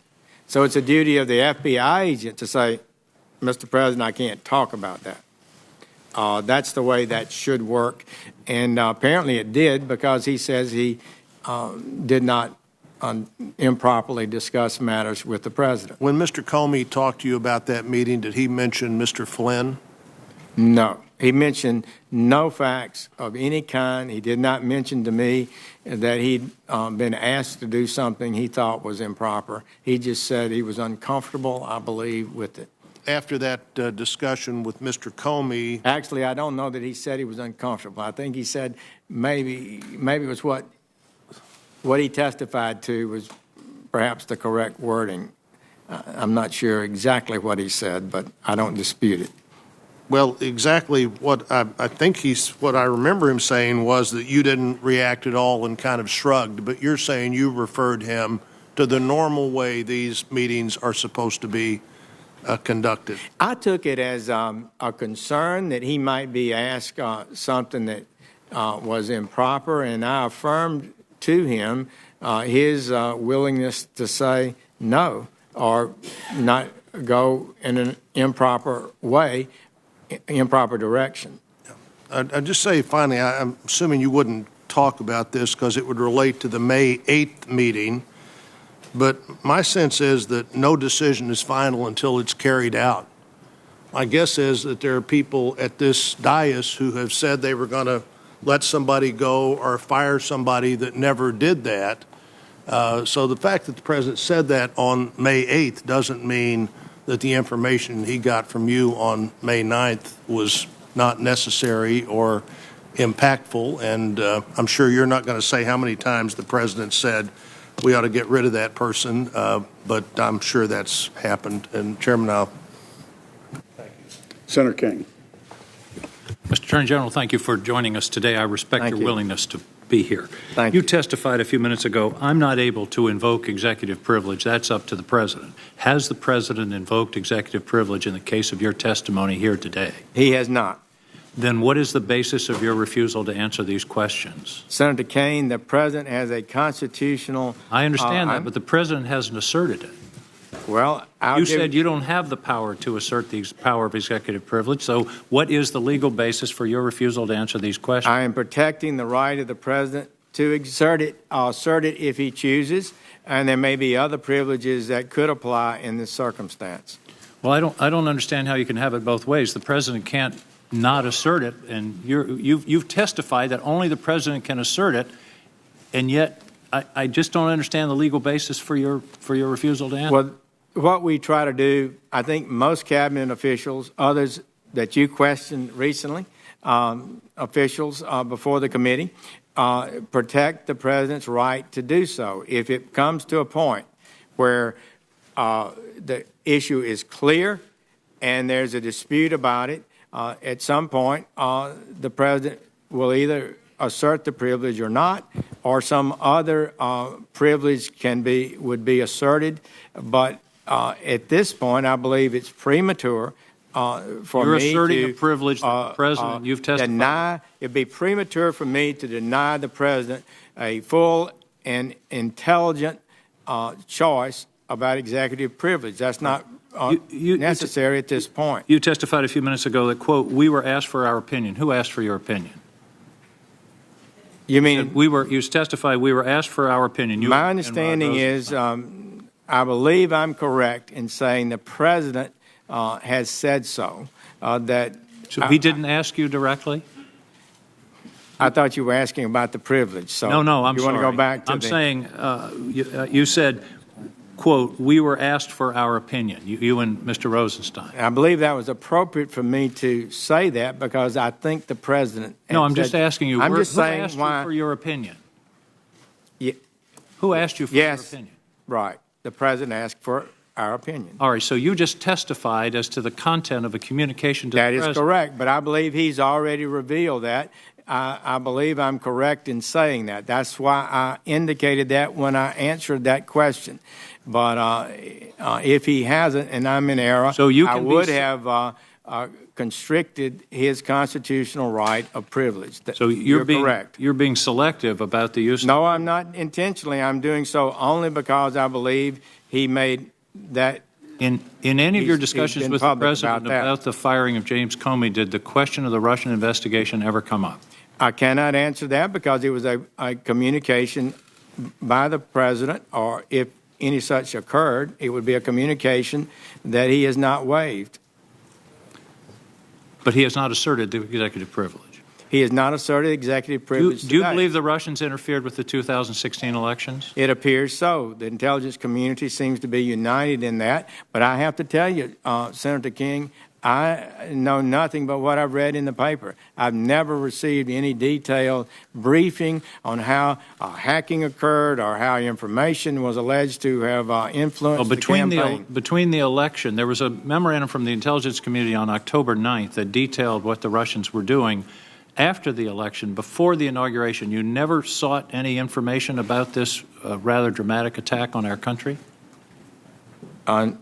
No. You never asked for a briefing or attended a briefing or read the intelligence reports? You might have been very critical of me if I, as an active part of the campaign, was seeking intelligence relating to something that might be relevant to the campaign. I'm not sure that I'm not talking about the campaign. I'm talking about what the Russians did.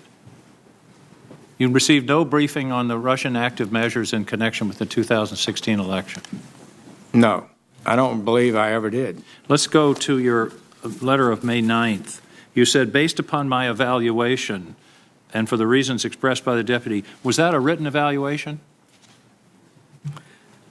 My evaluation was an evaluation that had been going on for some months. Is there a written evaluation? I did not make one. I think you could classify Deputy Attorney General Rosenstein's memorandum as an evaluation, one that, and he was the direct supervisor of the FBI director.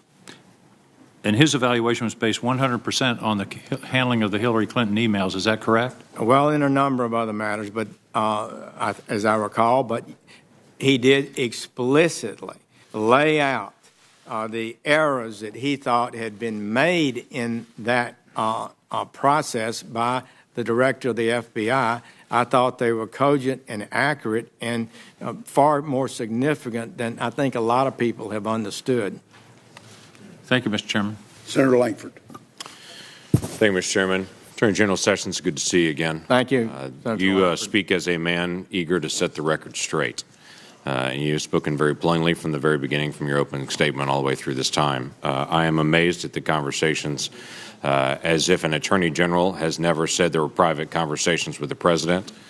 And we don't need to discuss those. It seems to be a short memory about some of the statements Eric Holder would and would not make to any committee in the House or the Senate, and would or would not turn over documents, even requested, that had to go all the way through the court system to finally the courts having to say, no, the President can't hold back documents and the Attorney General can't do that. So somehow some accusation that you're not saying every conversation about everything. There's a long history of attorney generals standing beside the president saying there are some conversations that are confidential, and then it can be determined from there. It does seem as well that every unnamed source story somehow gets a hearing.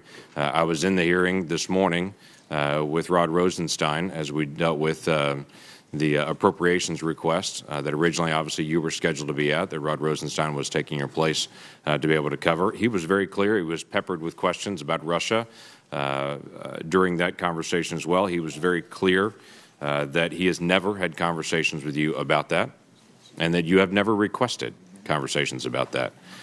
He was also peppered with questions of the latest rumor of the day, that is somehow the president is thinking about firing Robert Mueller and getting rid of him, and was very clear that Rosenstein himself said, I am the only one that could do that, and I'm not contemplating that, nor would I do that, and no one has any idea where the latest unnamed source story of the day is coming from, but somehow it's grabbing all the attention. I do want to be able to bring up a couple of things to you specifically. One is to define the word recuse. And I come back to your email that you sent to Jim Comey and others that day on March the 2nd. This was what you had said during your, in your email. After careful consideration following meetings with Career Department officials over the course of this past several weeks, the Attorney General has decided to recuse himself from any existing or future investigations of any matters related in any way to the campaigns for President of the United States.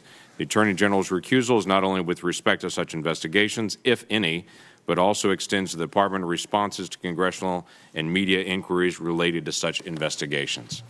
Is that something you have maintained from March 2nd on? Absolutely. Actually, I maintained it from the first day I became Attorney General.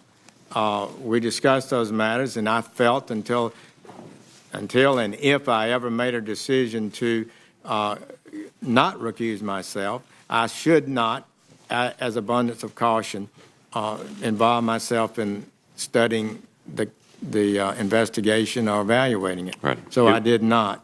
I also would note that the memorandum from my chief of staff directs these agencies, and one of the people directly it was sent to was James B. Comey, the director of the FBI.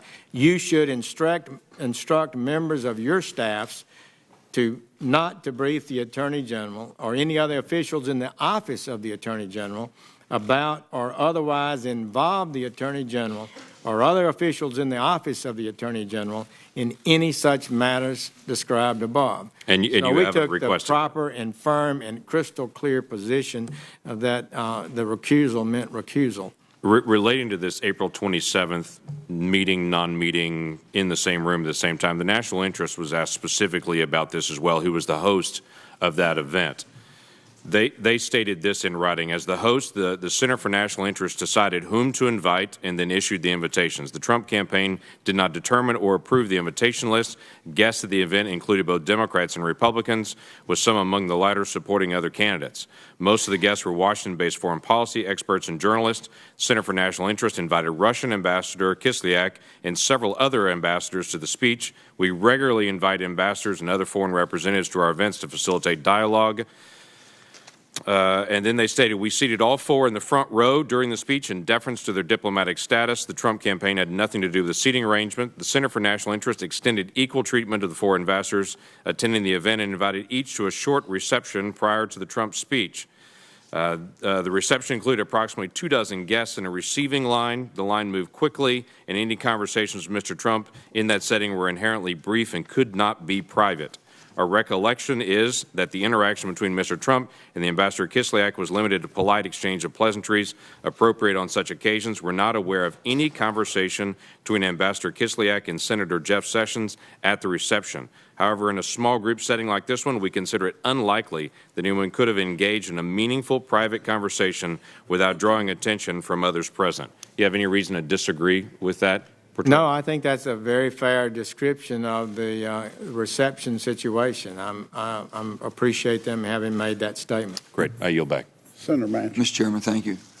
Thank you, Mr. General, for being here. It's good to see you again. Thank you, Senator Manchin. Sir, I'm going to follow up a little bit on what Senator King had asked concerning you and I are about the same vintage, and we remember back in our lifetime we've never known the Russians to be, the Russian government or the Russian military to ever be our friend, and wanting the same things we wanted out of life.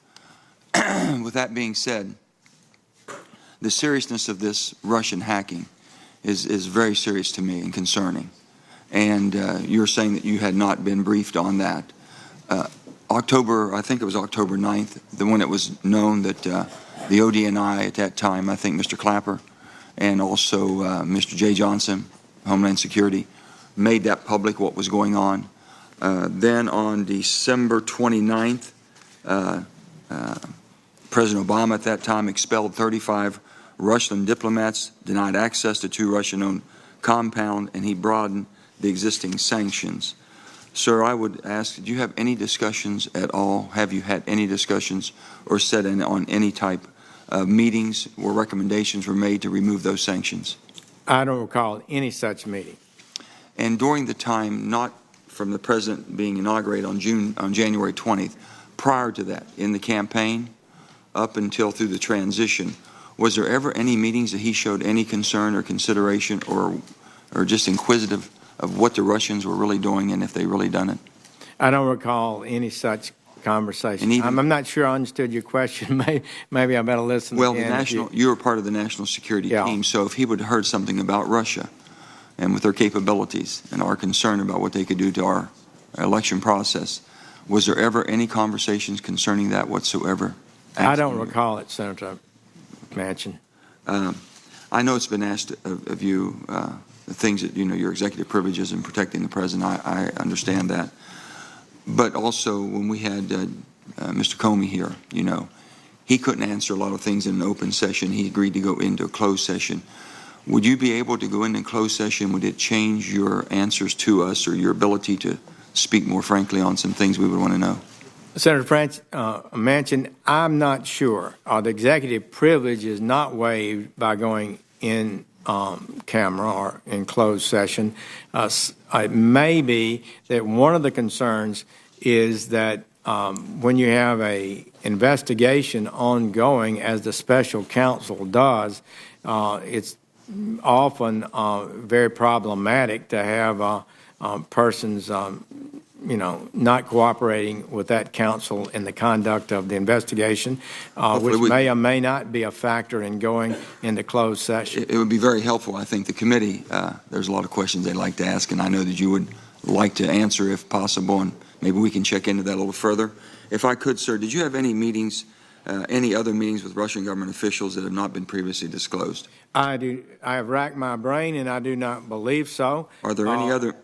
I can assure you that none of those meetings discussed manipulating a campaign in the United States in any way, shape, or form, or any hacking or any such ideas. I'm going to go quick through this. Are there any other meetings between Russian government officials and any other Trump campaign associates that have not been previously disclosed that you know of? I don't recall any. To the best of your knowledge, did any of the following individuals meet with Russian officials at any point during the campaign? You can just go yes or no as I go down through the list. Paul Manafort? Repeat that now. To the best of your knowledge, sir, did any of these following individuals meet with Russian officials at any point during the campaign? And you can just be a yes or no on this. Paul Manafort? I don't have any information that he had done so. He served as campaign chairman for a few months. Steve Bannon? I have no information that he did. General Michael Flynn? I don't recall it. Reince Priebus? I don't recall. Steve Miller?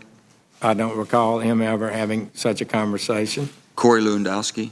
I do not recall any of those individuals having any meeting with Russian officials. Carter Page? I don't know. And I would finally ask this question, because I always think we try to get, you have an innate knowledge different than anybody. There may have been some published accounts of Mr. Page talking with Russians. I'm not sure. Okay.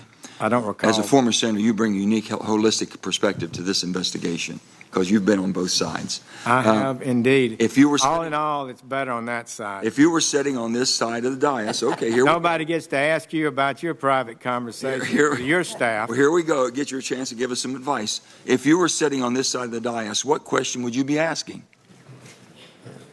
I would be asking whether or not I would be asking questions related to whether or not there was an impact on this election.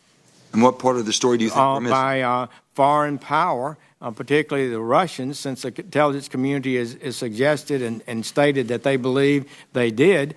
But I do think members of this government have offices to run. Is there a part of the story we're manage, missing? And the question should be focused on that. Yeah, is there a part of the story we're missing? I'm so sorry, Mr. Chairman. Is there a part of the story we're missing? I don't know because I'm not involved in the campaign and had no information concerning it. I have no idea at what stage it is. You members of this committee know a lot more than I. Thank you, General Sessions. General Sessions, I will assure you we are very much focused on Russia's involvement. And Doesn't seem like it. Our hope is that as we complete this process, we will lay those facts out for the American people so they can make their own determinations as well. We're grateful for what you've done, Senator Cotton. Well, I am on this side of the dais, so I can say a very simple question that should be asked. I am on this side of the dais, so a very simple question that should be asked is, did Donald Trump or any of his associates in the campaign collude with Russia in hacking those emails and releasing them to the public? That's where we started 6 months ago. We have now heard from 6 of the 8 Democrats in this committee, and to my knowledge, I don't think a single one of them asked that question. They've gone down lots of other rabbit trails, but not that question. Maybe that is because Jim Comey said last week, as he said to Donald Trump, that on 3 times he assured him he was not under investigation. Maybe it's because multiple Democrats on this committee have stated they have seen no evidence thus far after 6 months of our investigation and 11 months of an FBI investigation of any such collusion. I would just suggest, what do we think happened at the Mayflower? Mr. Sessions, are you familiar with what spies called tradecraft? A little bit. That involves things like covert communications and dead drops and brush passes, right? That is part of it. Do you like spy fiction? John Le Carre, Daniel Silva, Jason Matthews? Yeah, Alan first. David Ignatius. Just finished Ignatius's book. Do you like Jason Bourne or James Bond movies? No. Yes. I do. Have you ever, in any of these fantastical situations, heard of a plot line so ridiculous that a sitting United States senator and an ambassador of a foreign government colluded at an open setting with hundreds of other people to pull off the greatest caper in the history of espionage? Thank you for saying that, Senator Cotton. It's just like through the looking glass. I mean, what is this? I explained how, in good faith, I said I had not met with Russians because they were suggesting I, as a surrogate, had been meeting continuously with Russians. I said I didn't meet with them.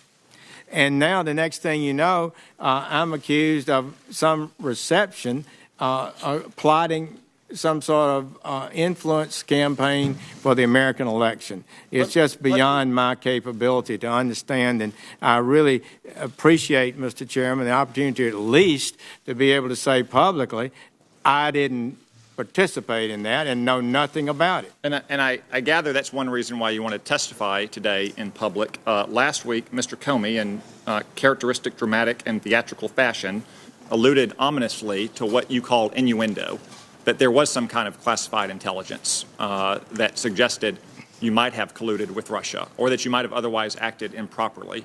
You've addressed those allegations here today. Do you understand why he made that allusion?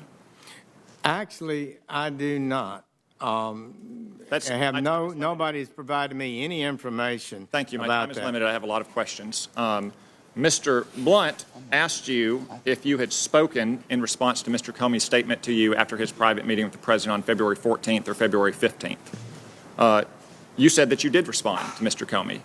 Mr. Comey's testimony said that you did not. Do you know why Mr. Comey would have said that you did not respond to him on that conversation with you on February 14th or 15th? I do not. It was a little conversation, not very long. But there was a conversation, and I did respond to him, perhaps not to everything he asked, but I did respond to him, I think in an appropriate way. Do you know why Mr. Comey mistrusted President Trump from their first meeting on January 6th? He stated last week that he did, but he didn't state anything from that meeting that caused him to have such mistrust, to believe I'm not able to speculate on that. Turn to the potential crimes that we know have happened. Leaks of certain information. Here's a short list of what I have. The contents of alleged transcripts of alleged conversations between Mr. Flynn and Mr. Kislyak. The contents of President Trump's phone calls with Australian and Mexican leaders. The content of Mr. Trump's meetings with the Russian foreign minister and the ambassador. The leak of the Manchester bombing suspect's identity and crime scene photos. And last week, within 20 minutes of this committee meeting in a classified setting with Jim Comey, the leak of what the basis of Mr. Comey's innuendo was. Are these leaks serious threats to our national security, and is the Department of Justice taking them with the appropriate degree of seriousness in investigating and ultimately going to prosecute them to the fullest extent of the law? Thank you, Senator Cotton. We have had one successful case very recently in Georgia. That person has been denied bail, I believe, and is being held in custody. But some of these leaks, as you well know, are extraordinarily damaging to the United States security. And we have got to restore a regular order principle. We cannot have persons in our intelligence agencies, our investigative agencies, or in Congress leaking sensitive matters on staff. So this is, I'm afraid, will result in, is already resulting in investigations, and I'm fear that some people may find that they wish they hadn't leaked. Thank you. My time has expired, but for the record, it was stated earlier that the Republican platform was weakened on the point of arms for Ukraine. That is incorrect. The platform was actually strengthened. And I would note that it was the Democratic president who refused repeated bipartisan requests of this Congress to supply those arms to Ukraine. Senator Harris. Attorney General Sessions, you have several times this afternoon prefaced your responses by saying, to the best of your recollection. Just on the first page of your 3 pages of written testimony, you wrote, "Nor do I recall, do not have recollection, do not remember it." So my question is, for any of your testimony today, did you refresh your memory with any written documents, be they your calendar, written correspondence, emails, notes of any sort? I attempted to refresh my recollection, but so much of this is in a wholesale campaign of extraordinary nature that you're moving so fast that you don't keep notes. You meet people. I didn't keep notes of my conversation with the Russian ambassador at the Republican I'd like convention. to just talk about what you did. You know, I'm just saying I didn't keep notes on most of these things, and there's nothing for me. Will you provide this committee with the notes that you did maintain?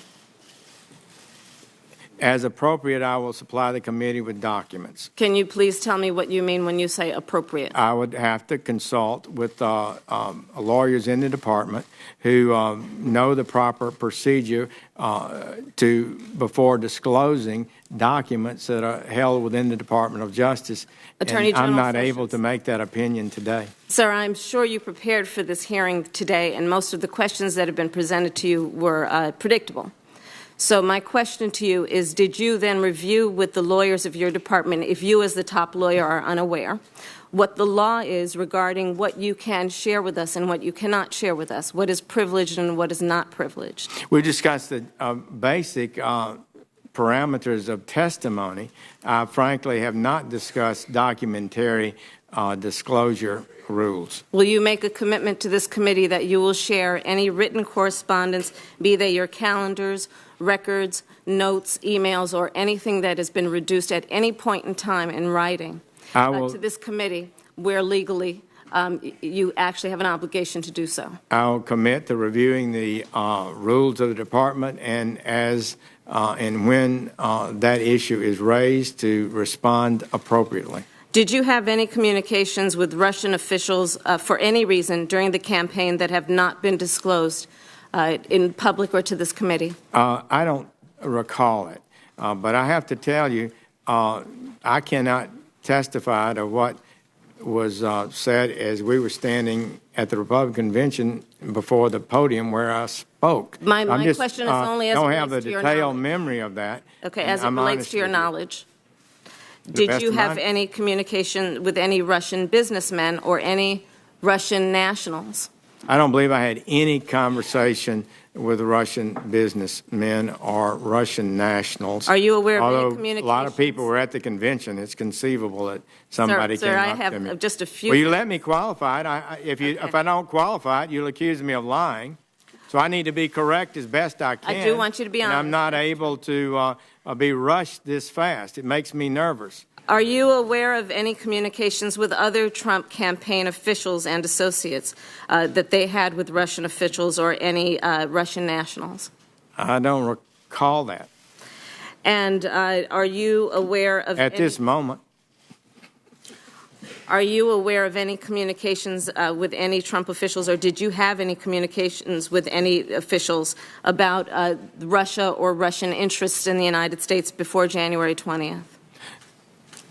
No, I may have had some conversations, and I think I did, with the general strategic concept of the possibility of whether or not Russia and the United States could get on a more harmonious relationship and move off the hostility. The Soviet Union did, in fact, collapse. It's really a tragic strategic event that we're not able to get along better than we Before are being today. sworn in as Attorney General, how did you typically communicate with then candidate or President-elect Trump? Would you repeat that? Before you were sworn in as Attorney General, how did you typically communicate with then candidate or President-elect Trump? I did not submit memoranda. I did not make formal presentations. Did you ever communicate with him in writing? I don't believe so. And you referred to a longstanding DOJ policy. Can you tell us what policy it is you're talking about? Well, I think most cabinet people, as the witnesses you had before you earlier, those individuals declined to comment because we're all about conversations with the president. Sir, I'm just asking you about the DOJ policy you referred to. Policy that goes beyond just the Attorney General. Is that policy in writing somewhere? I think so. So did you not consult it before you came before this committee, knowing we would ask you questions about it? Well, we talked about it. The policy is based... Did you ask that it would be shown to you? The policy is based on the principle that the president... Sir, I'm not asking about the principle. I'm asking when you would be asked these questions and you would rely on that policy. Did you not ask your staff to show you the policy that would be the basis for you refusing to answer the majority of questions that have been asked of you? Should be allowed to answer the question. Senators will allow the chair to control the hearing. Senator Harris, let him answer. Please do.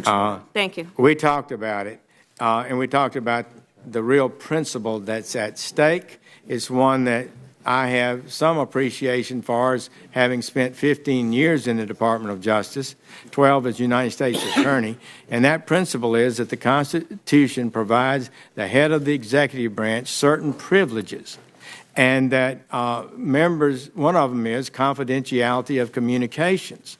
And it is improper for agents of any department any departments in the executive branch to waive that privilege without a clear approval of the president. I have asked. And that's the situation we're in. For a yes or no. Did you ask your So the staff answer is to yes. see the I policy? consulted. Did you ask your staff to see the policy? Expired. Apparently Senator not. Cornyn.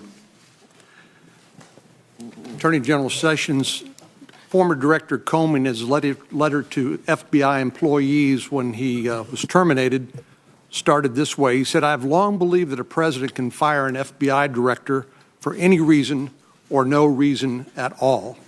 Do you agree with that? Yes, and I think that was good for him to say, because I believe we're going to have a new and excellent FBI director, a person who is smart, disciplined, with integrity and proven judgment. That would be good for the Bureau, and I think that statement probably was a valuable thing for Director Comey to say, and I appreciate that he did. Just to reiterate the timeline of your recusal and the Rosenstein memo and your letter to the President recommending the termination of Director Comey, you recused from the Russian investigation on March the 2nd, correct? The formal recusal took place on that date. The letter that you wrote forwarding the Rosenstein memo to the president as a basis for Director Comey's termination was dated May the 9th, a couple of months after you'd recused from the Russian investigation, correct? I believe that's correct. So isn't it true that the Russian investigation did not factor into your recommendation to fire Director Comey? That is correct. The memorandum written by the Deputy Attorney General, your letter to the President forwarding that recommendation didn't mention Russia at all. Is that your recollection? That is correct. So let's review what the basis was of Deputy Attorney General Rosenstein's recommendation. He wrote in his memo on May the 9th, he said, "I cannot defend the director's handling of the conclusion of the investigation of Secretary Clinton's emails, and I do not understand his refusal to accept the nearly universal judgment that he was mistaken." And of course, he's talking about Director Comey. He went on to say the director, that was Director Comey at the time, was wrong to usurp the Attorney General's authority on July the 5th, 2016. You'll recall that was the date of the press conference he held. He went on to say that the FBI director is never empowered to supplant federal prosecutors and assume command of the Justice Department. Finally, he said, compounding the error, the director ignored another long-standing principle, that we do not hold press conferences to release derogatory information about the subject of a declined criminal investigation. In fact, there is written policy from the Department of Justice, is there not, entitled Election Year Sensitivities. Are you familiar with the prohibition of the Justice Department making announcements or taking other actions that might interfere with the normal elections? I am generally familiar with that. Some of those were the Holder memoranda after my time in the department. Well, let me read. There's always been rules about it, though. Well, let me read just an excerpt from a memo from the Attorney General, March 9th, 2012, entitled Election Year Sensitivities. It says, law enforcement officers and prosecutors may never select the timing of investigative steps or criminal charges for the purpose of affecting any election or for the purpose of giving an advantage or disadvantage to any candidate or political party. Such a purpose is inconsistent with the department's mission and with the principles of federal prosecution. Do you agree with that? Essentially, yes. So what essentially the Deputy Attorney General said is that former Director Comey violated Department of Justice directives when he held a press conference on July the 5th, 2016. He announced that Secretary Clinton was extremely careless with classified email and went on to release other derogatory information, including his conclusion that she was extremely careless, but yet went on to say that no reasonable prosecutor would prosecute her. That is not the role of the FBI director, is it? That is a job for the prosecutors at the Department of Justice. That's what was meant by Deputy Attorney General Rosenstein when he said that Director Comey usurped the role of the Department of Justice prosecutors. Is that right? That is correct. And former Attorney General Bill Barr wrote an op-ed recently in which he said he had assumed that Attorney General Lynch had urged Mr. Comey to make this announcement so she wouldn't have to do it. But in fact, it appears he did it without her approval totally. And that is a pretty stunning thing. It is a stunning thing, and it violates fundamental powers. And then when he reaffirmed that the rightness he believed of his decision on May 3rd, I think it was, that was additional confirmation that the director's thinking was not clear. Senator Reid. Thank you very much, Mr. Chairman. First, a point, Attorney General. Senator Heinrich and others have raised the issue of long-standing rules. If there are written rules to this effect, would you provide them to the committee, please? I will. Thank you very much. Now, Senator Corn has made the point that the whole substance of your recommendation to the President to dismiss Director Comey was his unprofessional conduct with respect to the Clinton administration. Is that correct? I supported everything that the Deputy Attorney General put in his memoranda as good and important factors to use in determining whether or not he had conducted himself in a way that justified continuing in office. I think it pretty well speaks for itself, and I believe most of it did deal with that. The discussion about his performance was a bipartisan discussion. It began during the election time. Democrats were very unhappy about the way he conducted himself. And in retrospect, and looking at it, I think it was more egregious than I may have even understood at the time. General, you're not, with regard to the... General, if I may, okay. And I don't want to cut you off. Okay, I'll let you go. So I'm sorry. Excuse me, sir, but on July 7th, when Mr. Comey made his first announcement about the case, you were on Fox News, and you said, first of all, Director Comey is a skilled former prosecutor, and then you concluded by saying essentially that it's not his problem, it's Hillary Clinton's problem.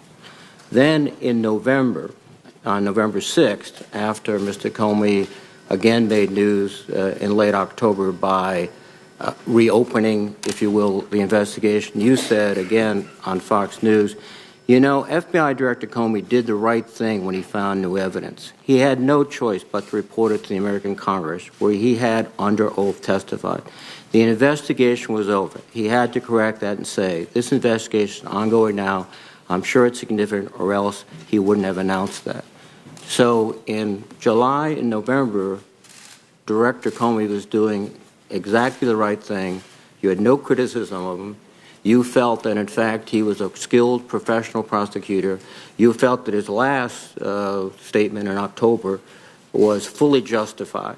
So how can you go from those statements to agreeing with Mr. Rosenstein and then asking the President or recommending he be fired? I think, in retrospect, as all of us began to look at that clearly and talk about it as perspectives of the Department of Justice, once the director had first got involved and embroiled in a public discussion of this investigation, which would have been better never have been discussed publicly, and said it was over. Then when he found new evidence that came up, I think he probably was required to tell Congress that it wasn't over, that new evidence had been developed. It probably would have been better and would have been consistent with the rules of the Department of Justice to never have talked about the investigation to begin with. Once you get down that road, that's the kind of thing that you get into that went against classical prosecuting policies that I learned and was taught when I was a United States attorney and assistant United States attorney. If I may ask another question. Your whole premise in recommending to the President was the actions in October involving Secretary of State Clinton, the whole Clinton controversy. Did you feel misled when the President announced that his real reason for dismissing Mr. Comey was the Russian investigation? I'm not able to characterize that fact. I wouldn't try to comment on that. So you had no inkling that there was anything to do with Russia until the President of the United States basically declared it not only on TV, but in the Oval Office to the Russian foreign minister saying, the pressure's off now, I got rid of that nut job. That came to you as a complete surprise. Well, all I can say is, Senator Reid, that our recommendation was put in writing, and I believe it was correct. And I believe the President valued it, but how he made his decision was his And you had his no process. no inkling that he was considering the Russian investigation? Well, I'm not going to try to guess what I No, thought at the time. that's fair. There is a scenario in which this whole recapitulation of Clinton was a story, basically, a cover story that the president sort of tried to put out and that he quickly abandoned. And his real reason was a Russian investigation, which, if had been the case, I would suspect you, in principle, would have reclused yourself from any involvement. So, thank you. Senator McCain. Over the last few weeks, the administration has characterized your previously undisclosed meetings with Russian Ambassador Kislyak as meetings you took in your official capacity as a U.S. Senator and a member of the Senate Armed Services Committee. As chairman of that committee, let me ask you a few questions about that. At these meetings, did you raise concerns about Russian invasion of Ukraine or annexation of Crimea? I did, Senator McCain, and I would like to follow up a little bit on that. That's one of the meetings that's one of the issues that I recall explicitly. The day before my meeting with the Russian ambassador, I'd met with the Ukrainian ambassador, and I heard his concerns about Russia. And so I raised those with Mr. Kislyak, and he gave, as you can imagine, not 1 inch. Everything they did, the Russians had done, according to him, was correct. And I remember pushing back on it, and it was a bit testy on that subject. Knowing you on the committee, I can't imagine that. Did you raise concerns about Russia's support for President Bashar Assad and his campaign of indiscriminate violence against his own citizens, including his use of chemical weapons? I don't recall whether that was discussed or not. Did you raise concerns about Russia's interference in our electoral process or its interference in the electoral processes of our allies? I don't recall that being discussed. At those meetings, if you spoke with Ambassador Kislyak in your capacity as a member of the Armed Services Committee, you presumably talked with him about Russia-related security issues that you have demonstrated as important to you as a member of the committee? Did I discuss security issues? I don't recall you as being particularly vocal on such issues. Repeat that, Senator McCain. I'm sorry. The whole Russia-related security issues you demonstrate as important to you as a member of the committee. Did you raise those with him? You mean such issues as nuclear issues? Or? Yeah, in other words, Russia-related security issues. In your capacity as the chairman of the Strategic Forces Subcommittee, what Russia-related security issues did you hold hearings on or otherwise demonstrate a keen interest in? We may have discussed that. I just don't have a real recall of the meeting. I was not making a report about it to anyone. I just was basically willing to meet and see what he discussed. And his response was?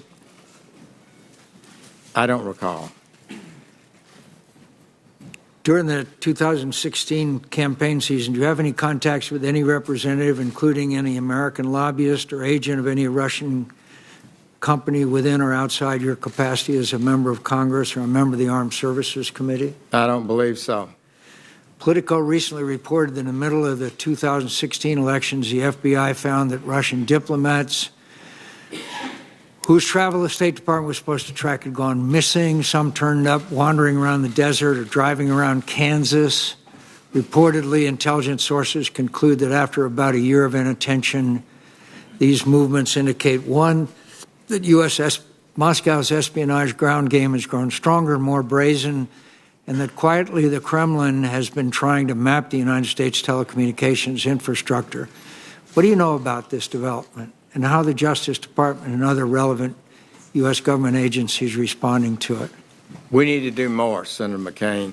I am worried about it. We also see that from other nations with these kind of technological skills like China and some of the other nations that are penetrating our business interest, our national security interest, As a member of the Armed Services Committee, I did our national security interest. As a member of the Armed Services Committee, I did support and advocate, and I think you supported legislation that would, and it's ongoing now, that requires the Defense Department to identify weaknesses in our system and how we can fix them. But I would say to you, Senator McCain, that is, in my short tenure here in the Department of Justice, I've been more concerned about computer hacking and those issues than I was at in the Senate. It's an important issue. You're correct. The Washington Post reported yesterday Russia has developed a cyber weapon that can disrupt the United States power grids and telecommunications infrastructure. This weapon is similar to what Russia or Russian allied hackers used to disrupt Ukraine's electrical grid in 2015. Can you discuss a little bit in open session how serious that is? I don't believe I can discuss the technological issues, just to say that it is very disturbing that the Russians continue to push hostile actions in their foreign policy, and is not good for the United States or the world or Russia, in my opinion. Do you believe we have a strategy in order to counter these ever-increasing threats to our national security and our way of life? Not sufficiently. We do not have a sufficient strategy dealing with technological and IT penetrations of our system. I truly believe it's more important than I ever did before, and I appreciate your concern and leadership on that issue. And in fact, all of Congress is going to have to do better. Senator's time's expired. Chair would recognize the Vice Chair.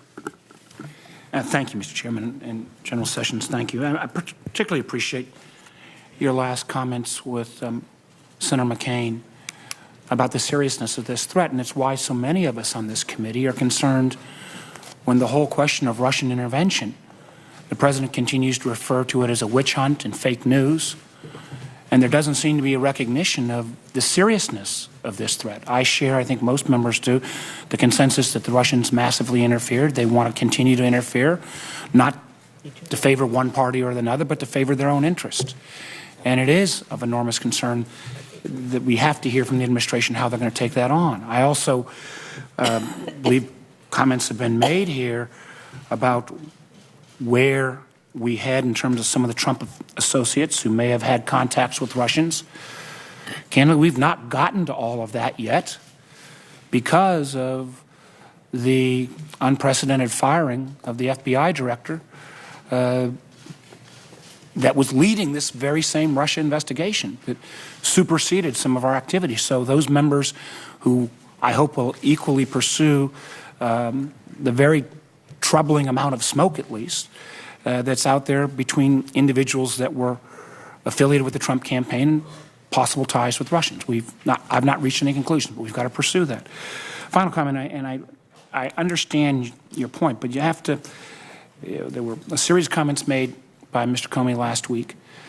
I think members on this side of the aisle have indicated you understand executive privilege, understand classified setting.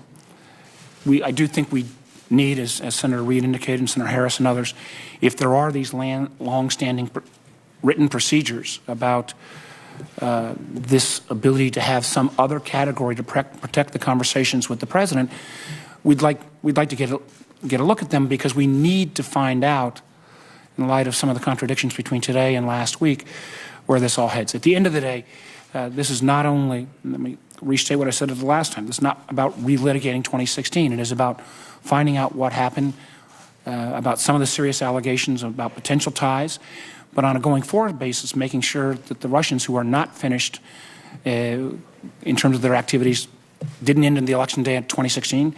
We know that is ongoing, and we have to be better prepared on a going forward basis. Thank you, Mr. Chairman. Thank you, Vice Chairman. Mr. Chairman, one brief comment, if you mind. I do want to say that there are chains at the top of the FBI should have no impact whatsoever on the investigation. Those teams have been working, and they'll continue to work, and they've not been altered in any way. But there were a number of very strange comments that Mr. Comey testified last week that you could have, I believe, shed some light on. But we'll continue. Thank you, sir. General Sessions, thank you again for your willingness to be here. Not sure that you knew it, but your replacement sat through most of this hearing, Luther Strange. He's made us regret that we don't have intramural basketball teams in 6'9". Big Luther is a good round ball player at Tulane.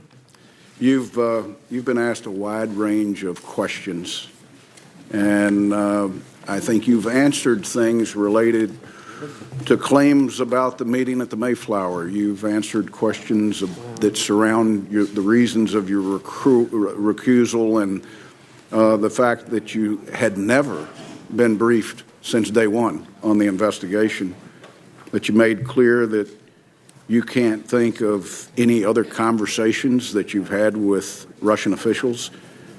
You've covered in detail the conversation that you had, though brief, with Director Comey that he referenced to after his private meeting with the president, just to name a few things that I think you've helped us to clear up. There were several questions that you chose not to answer because of confidentiality with the president.